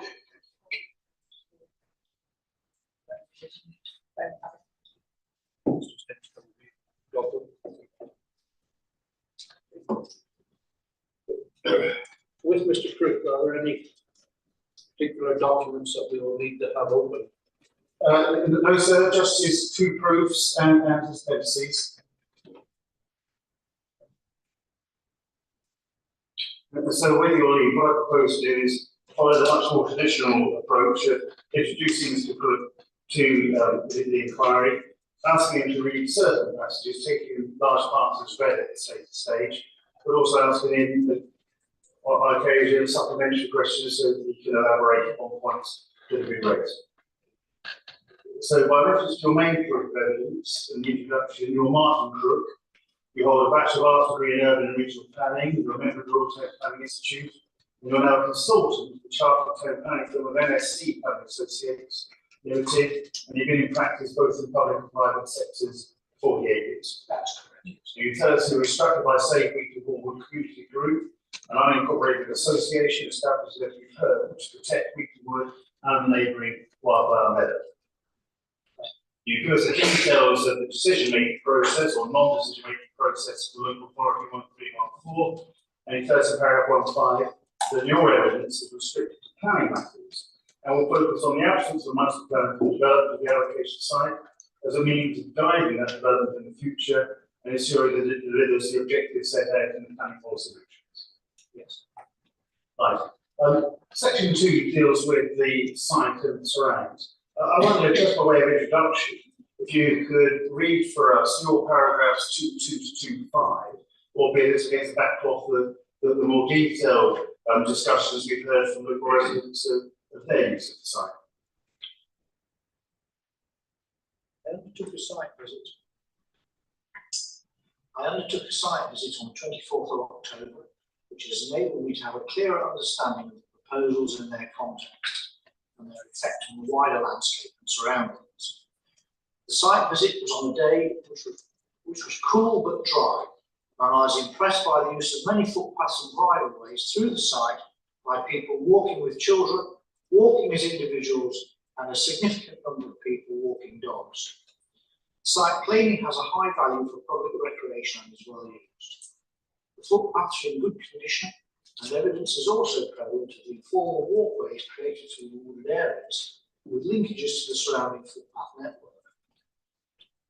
The recreational popularity is unsurprising, given the quality and appeal of the walks which are available through the site and its surroundings, the proximity of a large residential area to the south, A6183, Weekley Wood Lane, with direct footpath access, and the accessibility of the walkways to a wider area, whether by cycling or by car, with parking available in both car parks adjacent to the site and on lay-bys next to the footpaths that they cross Weekley Wood Lane.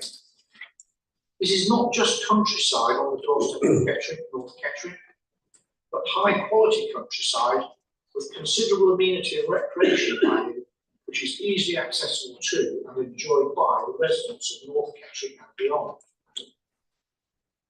Right.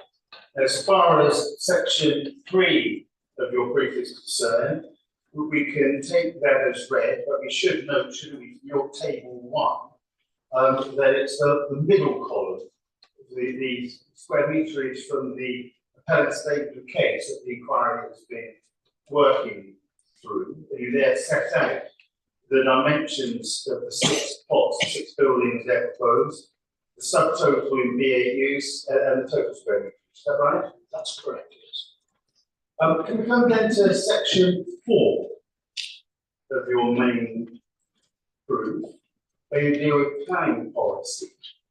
Can I ask you to read paragraph 47411, please? This is concerning the development plan. The adopted development plan for the site comprises A, the North Northamptonshire Joint Core Strategy 2011 to 2031, adopted in July 2016. B, the Kettering Site-Specific Part 2 Local Plan, adopted in December 2021. And C, the Northamptonshire Minerals and Waste Local Plan, adopted July 2017. Policies relevant to this appeal are listed in the core documents. Of these, the most important are the following policies of the JCS. A, Policy 22, delivering economic prosperity. B, Policy 23, distribution of new jobs. C, Policy 24, logistics. And D, Policy 36, land at Kettering North. Policy 22. The supporting text of Policy 22 is contained in paragraphs 8.1 to 8 to 10 of the JCS. The most material parts of that supporting text are described below. Paragraph 8.1 makes it clear that the development plan aims to achieve a sustainable balance between local jobs and workers and a more prosperous and diverse economy, inter alia by ensuring the right amount and type of employment land is available in locations that balance the demands of the market with the capacity of infrastructure and the need to protect and, where possible, enhance the environment. Paragraph 8.6 reiterates this aim, stating that a major part of the strategy for generating new and better jobs and creating stronger and more creating a stronger and more sustainable economy will be the provision of the right amount and type of employment land in locations that balance the demands of the market with the need to protect, conserve, and where possible, enhance North Northamptonshire's environmental assets. Paragraph 8.7 identifies that North Northamptonshire has an oversupply of committed employment land, particularly in the B1 sector, but that to provide choice and flexibility to support the delivery of employment, the plan has identified a number of additional high-quality strategic employment areas. Right, just pausing there. You tell us that the plan has identified a number of strategic employment sites. Is the policy 36 allocation one of those strategic sites? Yes, it is. And are there others that will come on to a little bit later as well? Yes, there are others too. I'm fine. If you can now please read from 412 to 420.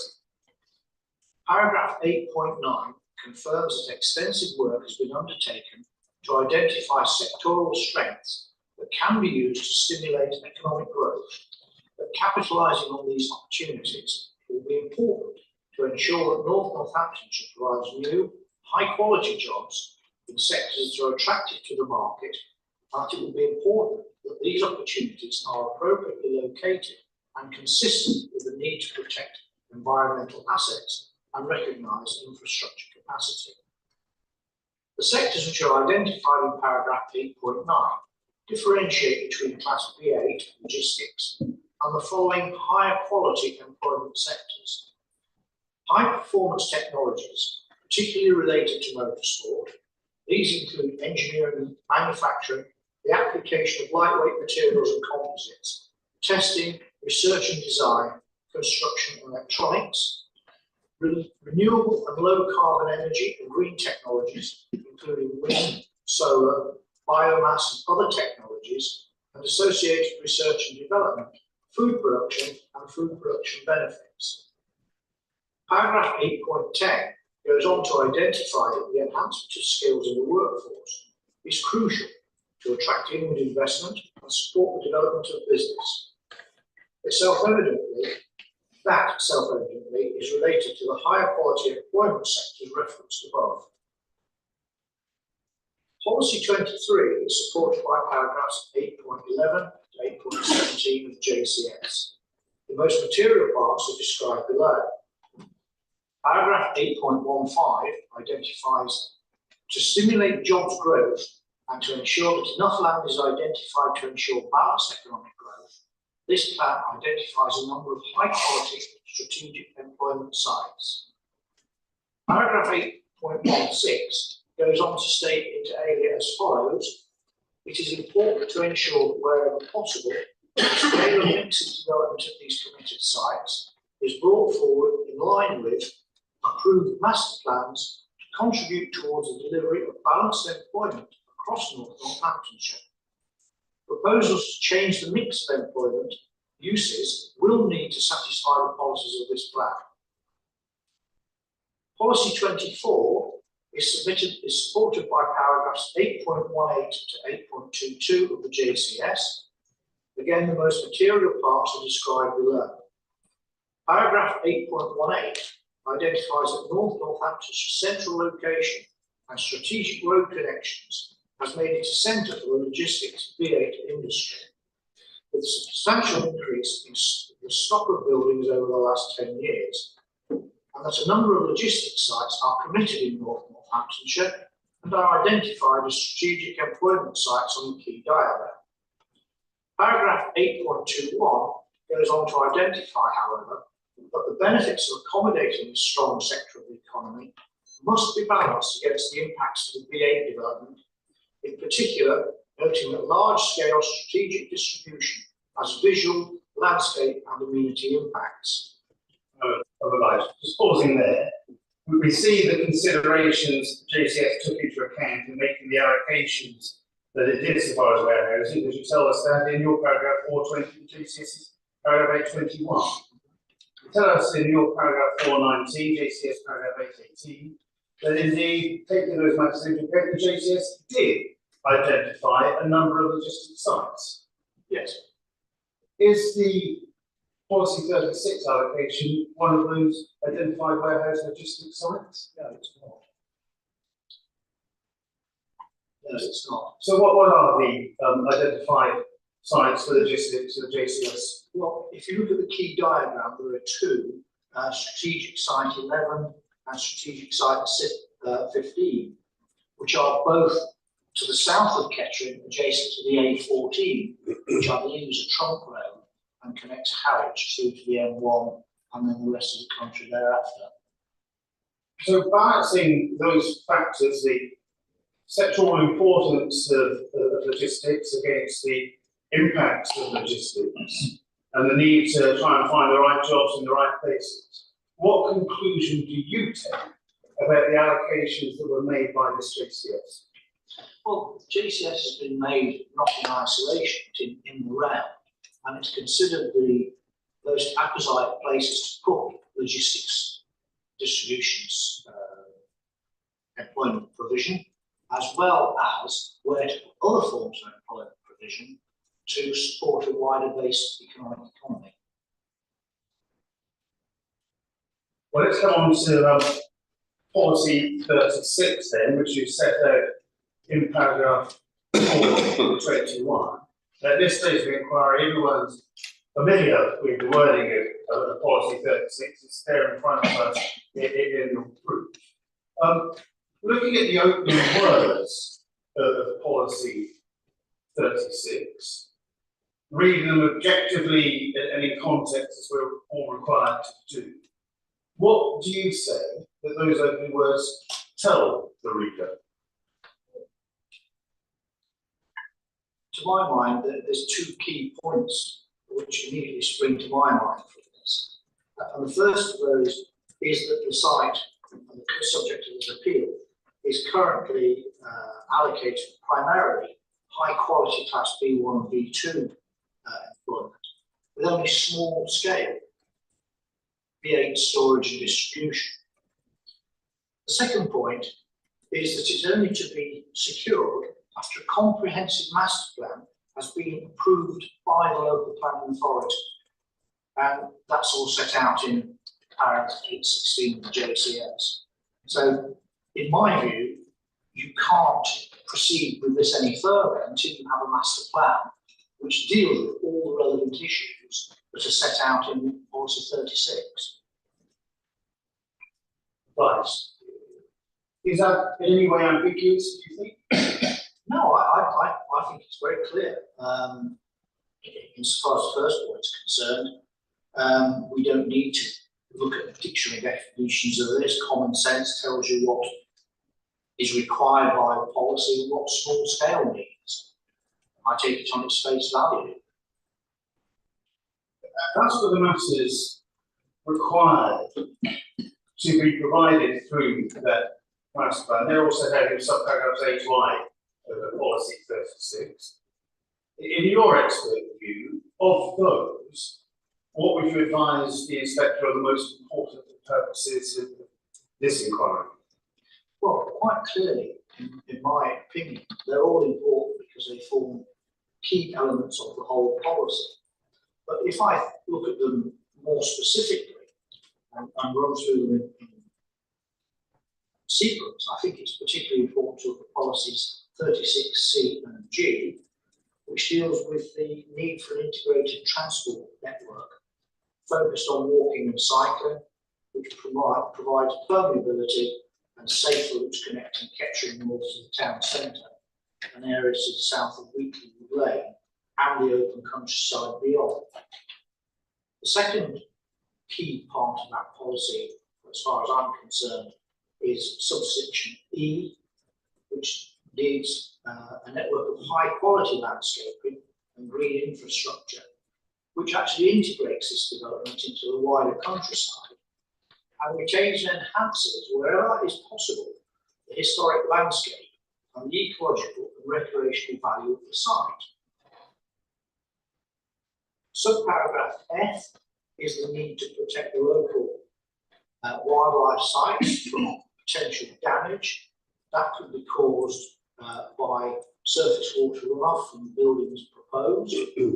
Because as I understand, and I'm no expert in this from what I've seen with other witnesses, the grassland itself is particularly sensitive to changes in water ingress to the site. And as it says quite clearly at the end of policy 36, the delivery of infrastructure is crucial because it comes through a master plan. The master plan picks up all these particular issues and deals with them in a comprehensive and ordered manner so that the policy's objectives can be achieved. Right. To what extent does the supporting text to policy 36 identify any site-specific characteristics as underpinning those development plan and master plan requirements? Well, it sets quite clearly, in my view, because it clearly identifies both the need to deliver a more diverse, dynamic and self-reliant economy and the following site-specific characteristics as underpinning the development plan requirements. And I then set out those from A to E. Is this your paragraph 423? My paragraph 4.23. Is there anything you'd add to those matters you said over the subparagraphs A to F, or are you complete? Is that a complete depiction of matters you want the inspector to take away with you? Just have a quick resume of that.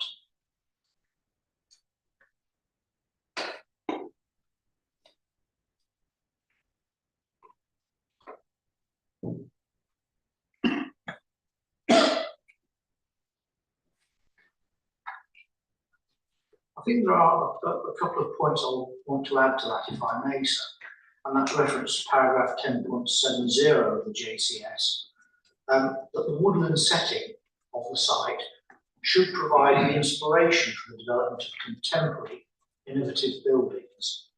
I'm sorry to say the appeal proposals fall woefully short of that, in my opinion. I'm not an architect, but it seems to me this is an opportunity lost. And the second point is by reference to paragraph 10.72 of the JCS. There are actually dwellings adjacent to the southwest corner of this site area, which Mr. Shaw's related to this morning. And I think it's important that the amenity of not only Mr. Shaw but other residents in the locality need to be protected in accordance with policy 8 of the JCS. I'm obliged. We can leave your main proof of evidence, Mr. Cllr, to take that as read, and turn if you may to your rebuttal proof of evidence, if that's before you. It is. And I wonder if I could ask you firstly to, by way of introduction, to read paragraph 2. In paragraphs 1.6 to 1.8 of his proof of evidence, Mr. James tells us that the appellant's successful promotion of the appeal site as an allocation of the local plan. He does not make it clear, however, as paragraph 2.6b of Mr. Sean Bennett's proof of evidence, the local planning authority does, that at the time the site was being promoted by the appellant as a landscaped campus-style development, a framework document, Weekley Business Park, published by the Cllr Group in June 2011, which is set out at appendix 1 to my rebuttal proof. Before there, Mr. Cllr, we can see how they were promoting the allocation, what style of development they thought was appropriate for it. Is what is before the inspector today a landscaped campus style development? No, absolutely not. I think if you look at the proposed document itself, there are some illustrative diagrams of what might constitute a campus style development. And that's on page 5 vision of that document, so I can draw your attention to that. And it gives a pictorial of a campus style unit with landscaping, and ironically it's primarily reflective glass, which is quite interesting given that this proposal is set in a woodland, and therefore there is the prospect here of a similar proposal to reflect the woodland that surrounds the site. And that's been done quite successfully before in domestic dwellings in woodland settings, but this is an opportunity to undertake the same proposal within a woodland setting here. But what we have at the moment are primarily 6 big sheds, 5 of which, certainly in my opinion, do not conform to policy 36 and are, in the term, a warehouse park. Can you now read, please, paragraph 3 of your rebuttal? In paragraphs 6.3 to 6.4 of his proof of evidence, Mr. James asserts that there is no issue over the principle of development as the appeal site is allocated for development for employment stroke business purposes, and that the focus of concern is only on the process for delivery. In paragraph 6.15, Mr. James proceeds to assert in these regards that policy 36 is a permissive policy, which is not prescriptive in terms of the division of the quantum of uses referenced to be delivered. Neither of these propositions is accepted. For the reasons given below, there is an issue over the principle of development as well as the process of delivery, not least because policy 36 is prescriptive as to both the division of the quantum of uses to be delivered and the means by which they are to be delivered. I think the policy is perfectly clear and unequivocal. And you addressed the first of those matters, the prescribed division of the quantum of uses, in your paragraphs 4 to 7. Can you read those, please? As to the former issue, the division of the quantum of uses, the opening words of policy 36 state as follows: land at Kettering North, as shown on the policy's map, is allocated primarily for employment uses. The site will provide for a minimum of 40 hectares of B1 business, B2 general industry, and small scale B8 storage and distribution development, together with approximately 3 hectares of leisure D2 related uses.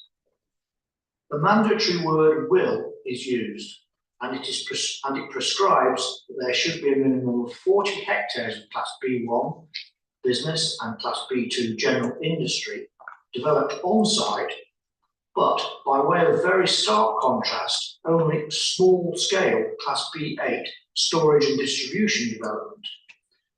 It is absolutely plain, therefore, that Policy 36 mandates as a minimum a very considerable quantum of Class B1 and B2 development, and alongside that predominant Class B1 and B2 development, only a small scale quantum of Class B8 development.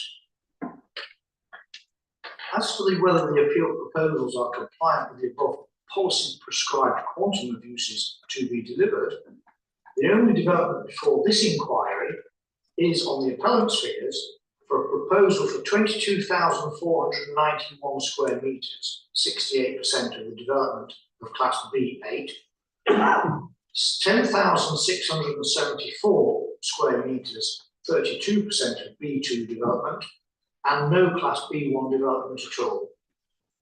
This is a distribution of uses, which in both quantitative and proportionate terms is the inverse of that which Policy 36 requires.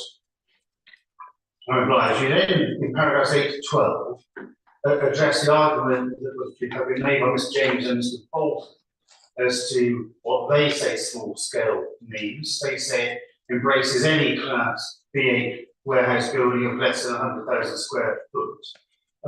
I'm happy as to how you want to take the inspector through this. We can either read paragraphs 8 to 12 or take it as read and you summarise the points of the inspector. Well, I'm sure it's been read, so I can summarise going forward what's being said. I think, first of all, the policy has to be determined in accordance with the words actually used in the policy. Small scale, not by reference to any extrinsic documentation, but there is no reference whatsoever of some of the figures that I've seen bandied around in Policy 36. Secondly, insofar as the figure is referred to in the JCS at all, it's only in paragraph 8.19 and 820 of the JCS, which is helpfully clarified the box inserted into the JCS adjacent to paragraph 820, which gives us any guidance as to the proportionate size of the B8 uses. And I have that in front of me if that's of any help. And it talks of small units in old money, 10,000 square feet, up to 929 square metres. Anything beyond that falls into the realm of medium, mid-box, and large strategic units of distribution warehouses. So if we look at the figures that we've had previously in paragraph, or in table 1 in my proof, you can see there that none of those B8 uses in the square metres they propose, that's beyond paragraph 3.3 for your notes, none of those fall within the council's definition of small scale.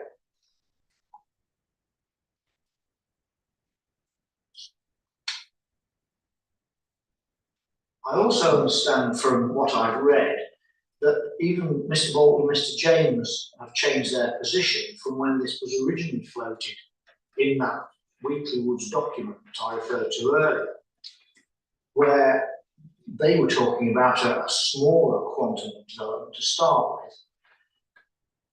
And that now seems to have grown to take it beyond what we say is the proper figure of 929 square metres in JCS. Even Sorry, that, just to be clear, is that the reference at page 9? A small scale up to 50,000 square feet. yes, That's what you're referring to. that's what I'm referring to. Yes, page 9. Sorry.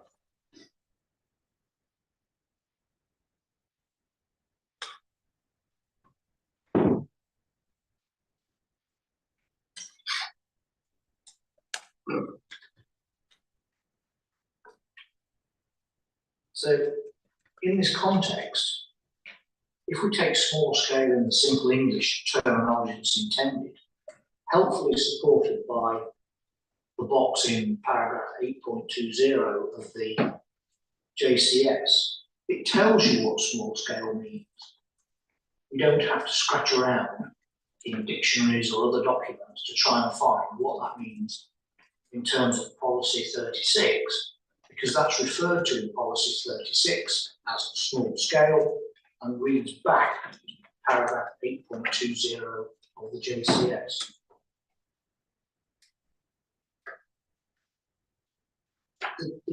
The size as well of these units also gives me cause for concern. When you look at back to table 1, the cumulative amount of B8 development, 22,491 square metres in 5 separate buildings. And of course, that's 2.5 times the floor space of the large unit. That's 2.5 times the size of a large unit distribution of 9,300 square metres set out in paragraph 8.20 of the JCS. And of course, as a strategic site, there's nothing to stop these buildings, if they were constructed, being all let to one operator.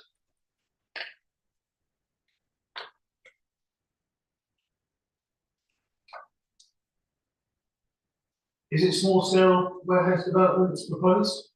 No, it's a warehouse park. Does that cause harm? Yes, it does cause harm, because it undermines the whole principle of a plan-led development system in the first instance. It also undermines issues of environment, which was covered largely by other witnesses last week, which I've seen online.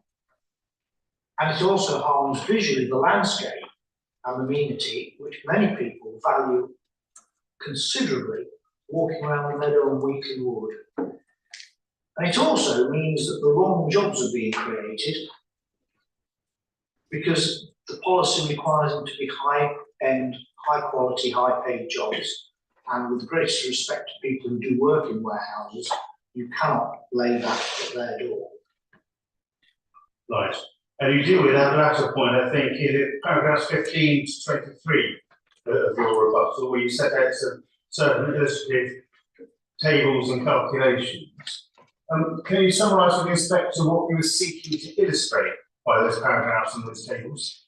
Well, quite simply, in a nutshell, that a more policy compliant form of employment would probably actually provide more jobs in total, and also better jobs of a higher quality, which are usually higher paid, which then has the knock-on effect of generating greater economic benefit in the wider economy than would just be 8 jobs.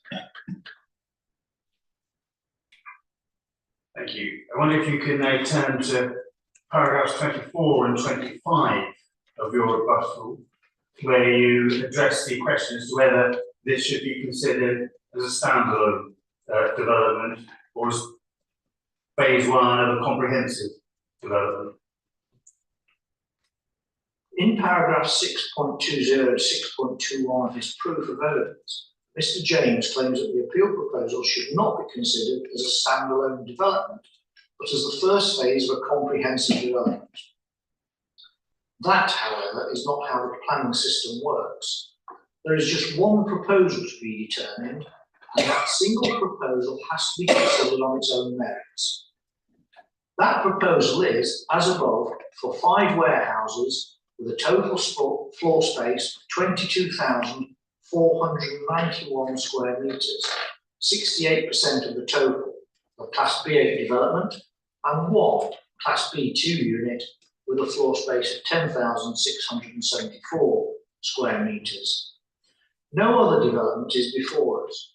No planning application for the remainder of the allocated site has been made. And any suggestion as to what, if anything, might come forward in the future is entirely speculative. There is no guarantee that anything will be proposed for that land in the future, still less that it will contain anything remotely like the suggested in the submitted design brief, which I referred to earlier, CD 1.3 in the core documents. It may be that the land never comes forward for development at all, or only comes forward in the proportions currently proposed, with another split of Class B8 and B2. As Mr. James correctly acknowledges in paragraph 6.31 of his proof of evidence, you, sir, cannot agree the design and development brief CD.13 in this appeal, as it relates to land entirely outside the appeal site. If this appeal is allowed, therefore, planning permission will not be granted for the first phase of the comprehensive development, but only for the predominantly a Class B8 logistics park with 5 warehouses and just 1 Class B2 building. As Mr. James further correctly acknowledges at paragraph 6.29 of the evidence, the council retains control to refuse development on the remainder of the allocated land should a subsequent proposal seek to replicate the appeal proposals and be for yet more warehousing. However, in that event also, all that will have been permitted in this appeal were to succeed would be a standalone development of predominantly Class B, would be predominantly Class B8 warehousing. That is not compliant with Policy 36. Right. You then come on in the next section of your rebuttal proof to deal with the need for a master plan. That's paragraphs 26 to 31. As before, we can either read that or we can take it as read and you simply summarise for the inspection of the inquiry the concerns that you have as to the need for a master plan and the absence of one to meet that need. Yes, I think I'll try and summarise it. I don't think we've all read it, I don't need to read it all out again. I think Policy 36 states that a comprehensive master plan is to be agreed by the local planning authority and should make provision for all those requirements and include all the proposals from A to I in that list. Now, that requirement has to be read in the light of paragraph 8.16 of the JCS, which states that wherever possible, proposals should comply with approved master plans. It's self-evident that the proposal can only comply with an approved master plan if an master plan has indeed been approved. It's quite plain, therefore, that a comprehensive master plan is to be agreed by the planning authority under Policy 36 in advance of the development being proposed. To do anything else would be a nonsense. The master plan should make provision for all of the specified matters set out in the policy, and any proposed development should accord with that agreed master plan. No such master plan has been agreed, and therefore, with the greatest respect to you, sir, I don't think you're in a position to grant permission here because there is no such master plan. Whilst Mr. James may argue that the sole purpose of a master plan is to ensure development approved now does not prejudice the development of the remainder of the allocated site, I'm afraid I strongly disagree with that principle. It's not the sole purpose of Policy 36 for a master plan to be agreed, nor even its dominant purpose when no master plan has even been agreed as required. So we've got no idea what development is not to be prejudiced. It's a green field, it's a blank canvas. The principal purpose of the requirement to agree a master plan in advance is to ensure the delivery of a policy-compliant development which secures all of the matters specified in Policy 36, not least of which is a compliant balance of business uses alongside a network of high-quality green infrastructure, an integrated transport network focused on walking and cycling, and the infrastructure upon which the totality of the development will depend. The current application for piecemeal development of just part of the site cannot achieve any of that. In particular, no mechanism exists to secure the delivery element of phase 2. It just isn't there. Well, I was just going on to say that if that means if these appeal proposals are approved, there's nothing the council can do to end up with other than with a warehouse park on the remotest part of the allocated site, with no permeable and safe routes connecting Kettering North to the areas of South Weekley Wood Lane, and no extension to the Kettering Business Park Circular Walk either. That breaches policy 36 directly and in multiple regards. So then, to wrap things up, Mr. Crook, what's the correct approach to take to the planning balance with regard to these particular appeal proposals? Well, as I set out in my proof, if we are to follow a plan-led development system, the appeal should be determined in accordance with the development plan, unless material considerations indicate otherwise. For all the reasons I've given, policy 36 is fundamentally breached. Never mind that it also breaches the mitigation hierarchy about which Ms. Ban gave evidence last week. Those breaches cause consequential and significant harms to amenity, landscape and ecology, but without securing the benefits which policy 36 requires to be delivered. The planning balance is therefore firmly to be weighed in favour of the development plan. Quite simply, there are insufficient material considerations, in my opinion, to justify development in blatant breach of policy 36 of the GCS and paragraph 180A of the NPPF. Is there anything else to add, Mr. Crook? Is that your evidence in chief? That's my evidence in chief. Thank you very much. So, Simon, does your estimate of time still hold? That's what it was. 20 minutes. Yes. Yes. Are you happy to? I am certainly, yes. It won't be long. Good afternoon. I've been happy to continue to questions. Yes. Yes. The reason it won't be long is because, as is obvious to everyone who's been here all week, the vast majority of topics, but almost everything, but not quite, I've already asked questions about. Obviously, there weren't questions to you, but there were questions to the council. So I don't want to just repeat questions when the inspector knows what we think about these issues. So that's the reason I won't be trying not to very stupid questions that I've asked. Well, there are another few things I want to ask you about. So that's okay. Right. In your proof of evidence in section 3.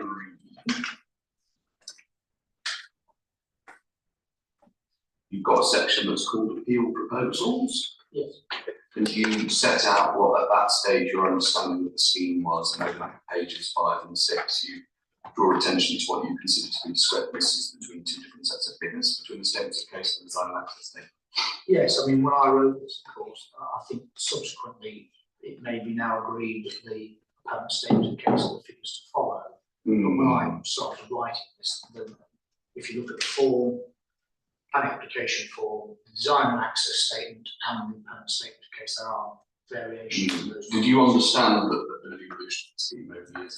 I did try and work that out from some of the documents. Yes. You didn't understand at the time that you wrote your proof. You thought at the time you wrote your proof that there were discrepancies and that point was expected to be sorted out. I did, yes. So when did you come to understand that in fact that there is no discrepancy and that it's a scheme which has evolved over consultations over many years with the authority? As is always the case after I've sent in my proof. Such is life. Okay, all right. Such is life. So, just a few questions about policy 36. And I say a few questions because I was crossing 4 hours about some of these phrases the other day. So I'm not going to go through all of it again, but just a few things that arise from your evidence. You've given lots of evidence on the requirement for a comprehensive master plan to be agreed by the local planning authority. That's the language from the policy. Yeah. And you referring at different points of your proof of evidence to a master plan being consulted on. And you also, for example, 3.8 of your proof, it's throughout, master plan being consulted on. And you also talk about it being, or not being approved as a planning policy document. Yeah, I've not seen anywhere, Don't worry. I've not seen anywhere a master plan for this site. No, I understand that's your evidence. I'm just trying to break down what you think the policy actually calls for. Well, So hang on, I've not asked the question yet. The first question is that you, I guess, assume, do you? It's been part of your assumption when you prepared your proof of evidence and your rebuttal that there's a requirement for the master plan to be consulted on. well, one assumes the master plan that came forward will be consulted on by the council, because it's part of their determination process of how they get to an approved master plan. So you assume that the master plan, or whatever it is something that for which there's a requirement to consult. Yes, the council will consult, presumably, whom they deem as appropriate. Yeah. As part of that process to arrive at an adopted or improved. Yeah. Master plan. Exactly. No, it's interesting you keep using those words about adopted and approved, because of course that's not what the policy says. The first thing is that the premise one of yours then is that there's a requirement in the policy to consult on the master plan, and you've explained why. Obviously, that if there is one, it's not expressed in the policy, is it? Just going to get a policy in front of me. Make sure I'm not misleading you or myself.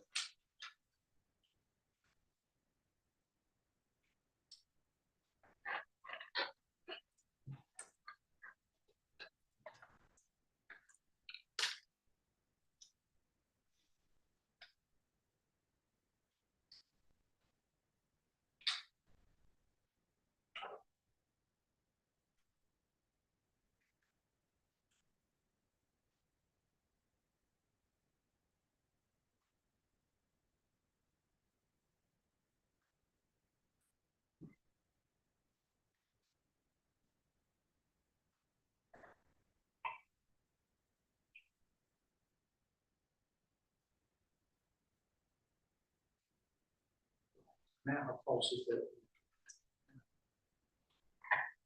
I now have policy 36 in front of me.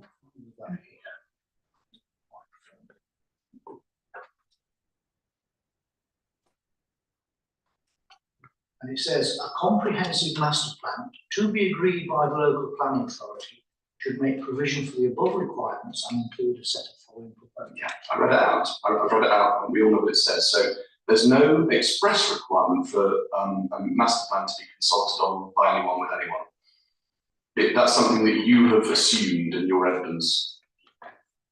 Have I understood it correctly? Well, if the local planning authority is going to agree on a master plan, then presumably they would at least consult the highway authority, environment agency, anybody who they deem is appropriate. You keep saying presumably, and so let's just agree. No, I know that, but I'm asking for your approach to the policy. Okay, you have assumed, you have presumed, whatever.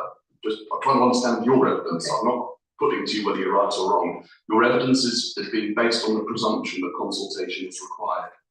Yes. Okay, and to the extent that that's what you're saying, it's nowhere in the policy. It's an inference that you have drawn. It is, yes. And you also have talked about things being approved or adopted, including as adopted as part of as part of an approved planning policy document. You said 3.8. Approved. There's no requirement, is there, for the master plan, whatever form it takes, to be approved or indeed adopted as in any particular form, one way or another. At the risk of being accused of playing semantics here, approved, adopted, agreed by the local planning authority, in my estimation, is all the same thing. They need to approve it, they need to agree it. They agree it with whom? They agree it with the people who make the application. To a layperson, one could well understand making that conflation, of course, but you're not a layperson, you're a professional planner. So you know, unlike maybe some of the others in the room, that there's a world of difference between approving a document as, say, an SPD or a DPD, Yes. on the one hand, and agreeing something, for example, through the development management process on the other. Yes, there is a difference. And we are not required, are we, to policy silent, if you like, as to the nature of the agreement that has to be reached. It doesn't have to be through a development plan document or whatever. No, it has to be agreed by the local planning authority. Exactly. And so when you talk about something, when you talk about you fault our master plan for not being consulted on, you fault it for not being approved as part of a planning policy document. None of those things are actually requirements of the policy. They're things that you have inferred the policy is after. It hasn't been agreed by the local planning authority. Answer the question. Answer the question, please. I've asked you about two particular components of your understanding of this policy: the consultation requirement that you infer, and also the requirement that you infer to be approved as a policy. I don't see a frustration. Neither of those things, albeit you criticise the scheme for failing and falling short of those things, they're not policy requirements. They're not expressed. They're your understanding of what the policies are. No, I don't necessarily agree with that. It is a policy requirement to have a comprehensive master plan. But please believe me, I know that. But listen to the question. Listen to the question. I really want to do it for 20 minutes if I can. I've asked the same question 5 times. The last one, okay? Yeah. Of course, there's a requirement for a comprehensive master plan. Yes. We've seen it. There's a requirement for that to be agreed. Yes. There's no express requirement for that to be consulted on. No. And there's no express requirement for it to be adopted as part of, say, SPD or. No, that's very true. That's it. Okay, thank you very much. Now, in your rebuttal, you describe at one point the scheme as piecemeal. Now, I don't know whether you heard all of the council's evidence on planning last week. There's quite a lot of it. No, I didn't. The council's position is that it's accepted by them that there's no objection in principle to a development on this site coming forward in phases, i.e. not all through a single planning application. That's the council's position.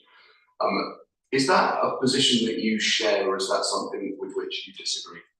I don't mind that at all. I don't mind it coming forward in phases, subject to it being part of a master plan. Got it. And if I use an analogy as a jigsaw puzzle, as long as we know what the end picture is, I don't care what pieces you put in what sequence, because you should end up with the same picture at the end of it. Thank you. That's very clear. Okay. You say in your proof of evidence at 5.7, you go over the lack of a master plan being agreed. And you say at the end of 5.7 that for this reason alone, this is on top of page 16, the appeal should be dismissed. I agree, yes. Well, I know you agree. I was hoping you agree. You wrote that bit. And I think the way that this works in the logic of your planning evidence to the inspector, I think, you tell me, is that your logic is no agreed master plan equals necessary conflict with policy 36 as a whole. Yes. And conflict with policy 36 as a whole leads to conflict with the development plan as a whole. Yes. And you say other material considerations, whatever they are, incapable of outweighing conflict with the development plan. That's my opinion. Thank you. Well, that's again very, very clear. And so at least we can work through those different elements without planning witness. For now, not least because my microphone keeps breaking. A couple of questions about small scale. Only a couple because we have done this. We've done this extensively.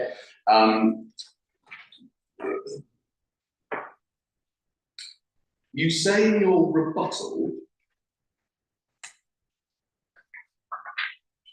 at page 4, at paragraph 5, that what the policy is allocating, in your view, just to try and again understand what your position is, so that I can ask my witnesses about it and to be clear. You say there's a 40-hectare allocation, this is your paragraph 5, for B1 and B2. Yeah? Yes, agreed. But by way of very stark contrast, you say small scale B8. Yes. And just if I understand the way that you're interpreting that, what everyone keeps saying is a perfectly unambiguous, obvious sentence. What you're saying is that the B8 sits outside the 40 hectares. Yes, because if you just read it as English. Yeah, no, well, that's the problem. If you read it as English, you say one thing. The council reads it as English, they say something completely different. This is how we make it. So your position is to the inspector that however much B8 is coming forward on the site, it's not capped by the 40 hectares. It's controlled by the word small scale. It is, yes, it's controlled by the word small scale. So on your approach to this policy, which obviously is very different from the council's, which in turn is very different from ours, there is no specific hectareage that applies to the B8. There's 3 hectares of D2, 40 hectares of B1 and B2, and something that relates to B8, which is not specified. Yes, because small scale isn't defined in the policy. You've got to go back into 820 of the JCS, right? And that little green box tells you what small scale is. Does it? Is that an important box on your analysis? On my analysis, it's fairly crucial. Did you mention it in your proof of evidence? I did. Oh, well.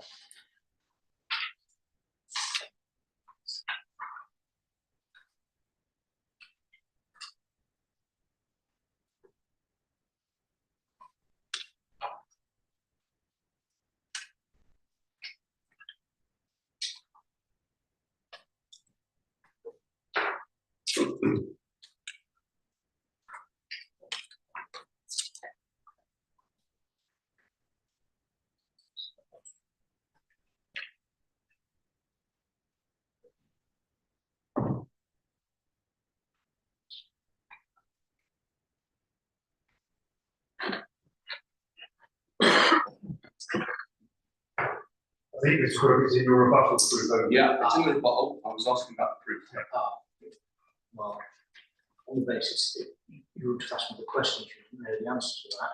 It's surprising, Mr. Crook. This is an important component of your analysis. Have you read the box when you wrote your proof? Yes, it's part of how I came to my conclusions on small scale. Right. Okay. Well, anyway, we all admit things from time to time. But in any event, your proof says. You just to be clear, it's not just the box. You don't, at the time of your proof, you say nothing about the supposed 900 whatever it is square metre requirement for small scale at all. This is something that's come to you that occurred to you when you wrote your rebuttal, but it's not in your proof. Well, actually, I think it is there, unless I've misread it. No, go on. Paragraph 511. Yeah. Okay. I think you have misread it. So what I'm not suggesting to you that you've not mentioned scale and maths. I'm suggesting to you that there's a specific quantitative threshold that you're now saying is blindingly obvious and is a key part of your analysis. And it's not mentioned anywhere in your proof of evidence. And that's fine. It's part of your evidence now. It's in your rebuttal. Obviously, I should have made it more clear. I put it in plain English. Plainer English, yeah, of course. Okay. But at the time that you wrote your proof, 5.10 and indeed 5.9 on this page, the thrust of your analysis of small scale had nothing to do with the green box that you only mentioned. It was to do with mix. It was to do with the idea that small scale connotes a control on how much BA as an overall proportion, like of the wider scheme, yes, should be acceptable. So that was what you were saying at this stage in the game. So the box doesn't help us with that, does it? Not in the way this is written. No, it doesn't. No. So there's no definition at all, even on your analysis, anywhere in the plan as to how small scale means when we're talking about small scale BA on your analysis, which is then to do with mix. Well, it's not in my proof. I mean, I must have got to small scale somehow, and I quite happily concede that I should have put a paragraph in there explaining where small scale came from. Don't worry, forget about that. I'm asking you about the mix stuff. So your primary case at 5.9 and 10 is all about mix. You say, we put in too much BA as a proportion of the overall. Yes, that's what I'm saying. Yes, exactly. But if we look to the plan to indicate to us, all right, well, what is an appropriate for B8 for inclusion in the final, in the overall mix? The plan's silent on that. Well, the policy, you can only read what the English of the policy says. Provide for a minimum of 40 hectares, that sets a scale. Well, yeah, you're saying the B8 is not included in the No, it isn't. Well, exactly. So I'm asking about B8. Yeah, and then the English goes on to say and small scale, Gosh. B8. Okay.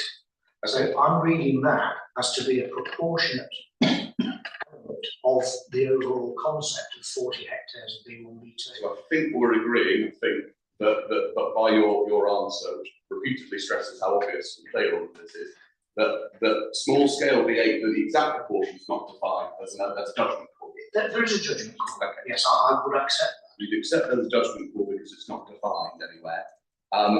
Now, what kind of proportion of the overall mix would be acceptable to you as comprising a small scale B8 in this context? I'm not sure I can answer that because I don't know what's going on the rest of the side. Just take phase one. Take the bits that you're absolutely clear on what's going on. You say in your 5.10, you're very clear what's too much. You say the word way too much. You We've say got 68% in B8 and 20 and 30%. Yeah, I know that. I'm asking you about so that's too much. So you're judging that some threshold. And so you've got a view on what would be acceptable or appropriate, applying some very, very obvious and clear language in the policy. So can you tell us what that view is? Where does the tipping point exist? When does it become too much? Probably about 20%, I would think. 20%. Okay. So you're at 20%, council's at 5%. We don't accept the small scale connotes any mix at all. So we'll come back to all of that. In our planning area, 20% or so is your judgment call. Small scale, yeah. Small scale, absolutely. Just to repeat the conclusion I'm asking you to analyse. This isn't specific. It's not specific, is it? No. No. But yeah, everyone keeps going about how clear it is. But anyway, all right. Your point is, one of your points that you touched on only briefly in your proof is that it's at page 17, 5.14. You say heritage impacts aren't to be overlooked. You say impacts on the historic landscape. You talk about the registered park and garden are not to be overlooked, you say. No. Obviously, that's right. Just to be absolutely clear about where we stand, because there are statutory duties involved in all of this sort of thing.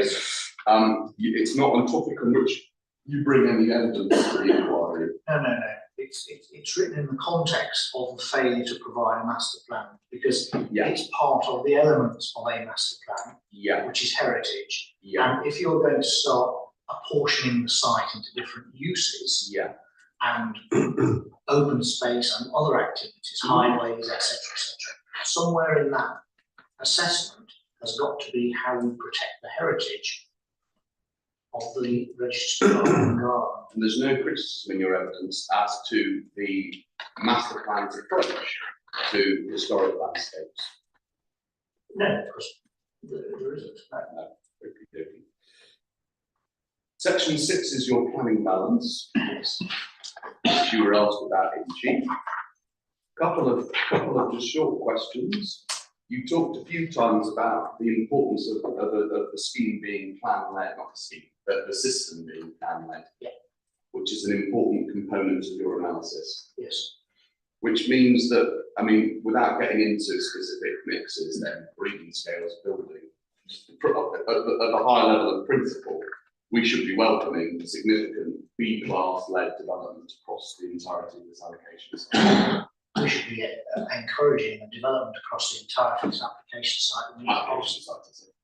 Oh, Allocation. So I'm talking about the policy. So you talk about that. We've obviously plan-led development system. Yes. Development plan, which you say is up to date. Allocation policy within an application across a wider site. Yes. So we should be, to the extent it's coming forward, we should be welcoming the development of this site.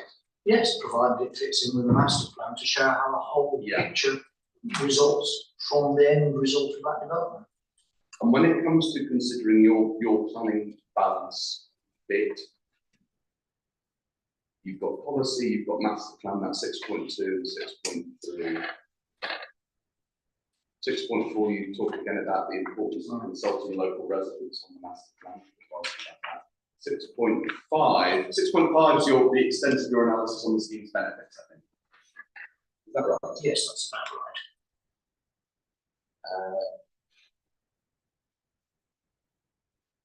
Where is it though, even within that you say there'll be some economic benefits at 6.5 first line? Yep.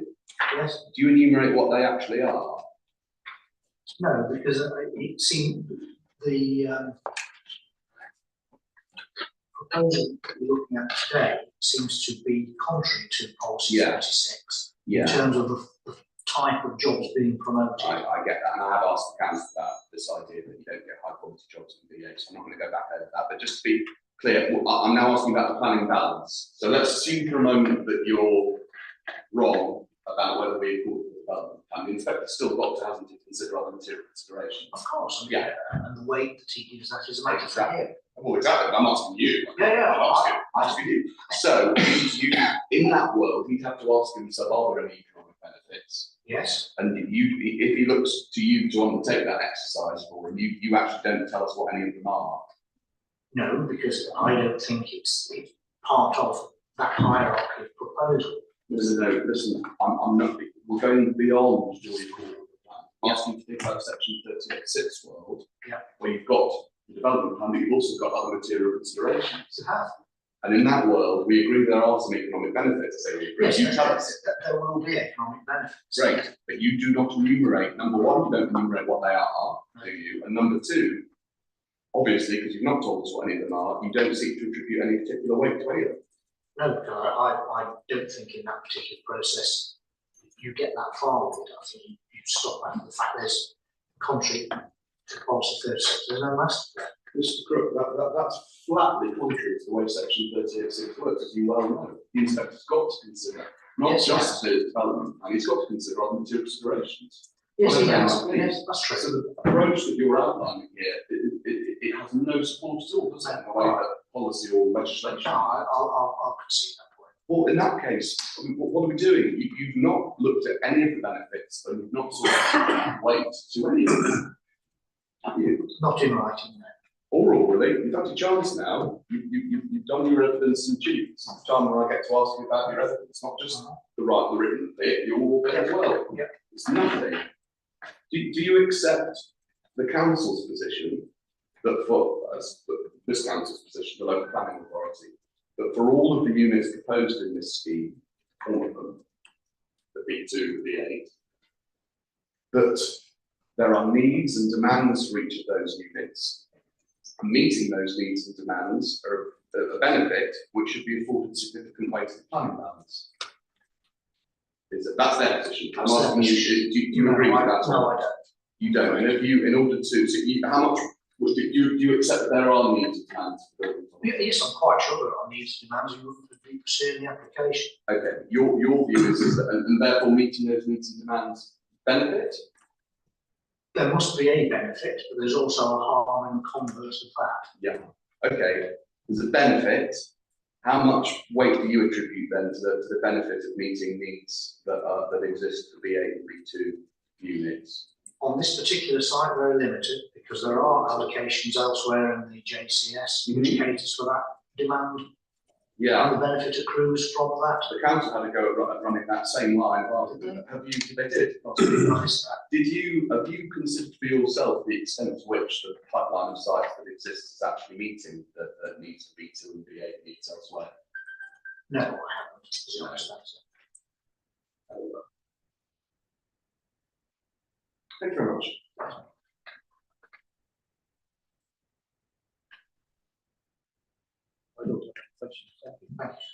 So do you have any read? Just kind of a re-examination. With Mr. Crook, if a policy compliant proposal in your view came forward for the up to 40 hectares of business development, small scale warehousing, guided by the factors set out in the JCS in terms of green infrastructure and the like, would that also secure benefits? yes, of course. And probably secure better benefits taken as a whole. Right, in those circumstances, what do you say about the correct approach to striking the balance of the planning benefits secured by this proposal against what you say are the breaches of development plan policy it entails? I think that the right approach is to follow the development plan system. That's why we have a development plan system. If we don't have a system and we just do it on an ad hoc planning basis because there happens to be a demand for a particular form of development, then we may as well take the JCS and throw it in the bin, frankly. I've got no further questions. That completes our evidence.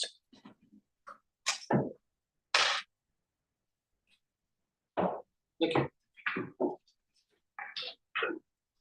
That takes us as far as we can go today. That's right. Anything you want to raise before we adjourn?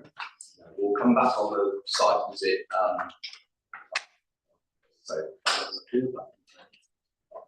We'll come back tomorrow morning. It's not very controversial, but we'll come back.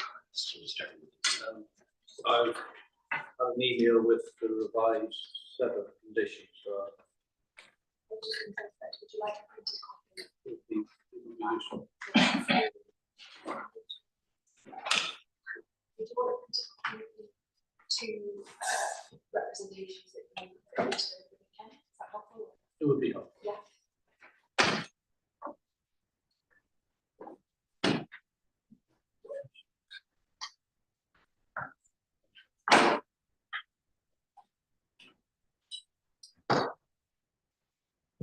Although we're forced to work with technology, I still like paper. See, if you saw my office, you would understand. There's an awful lot of them. Right. 9:30 tomorrow. And hopefully we can rise early so we can have a break before the evening session. Absolutely, yes, yeah, absolutely, yes, that would be the plan, isn't it? Yeah, absolutely. And then Mr. Horsted said that he was, he said he was having to think about his time estimates for the cross. Based on last week's discussion, it was 2.5 hours in total for Mr. Bolton's examination of chief accounts and 2 hours in total for Mr. James. Should be good. Anyway, Which should be doable, but obviously I don't know if it's you guys, I've not spoken to Mr. Bolton. Yeah. If we could aim at that, but yeah, that's the idea. So yeah, we'll try and be brief as we can.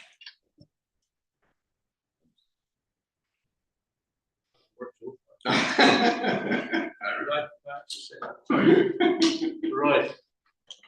So unless there's anything else you want to raise, No. We'll adjourn and resume tomorrow at 9:30. Thank you.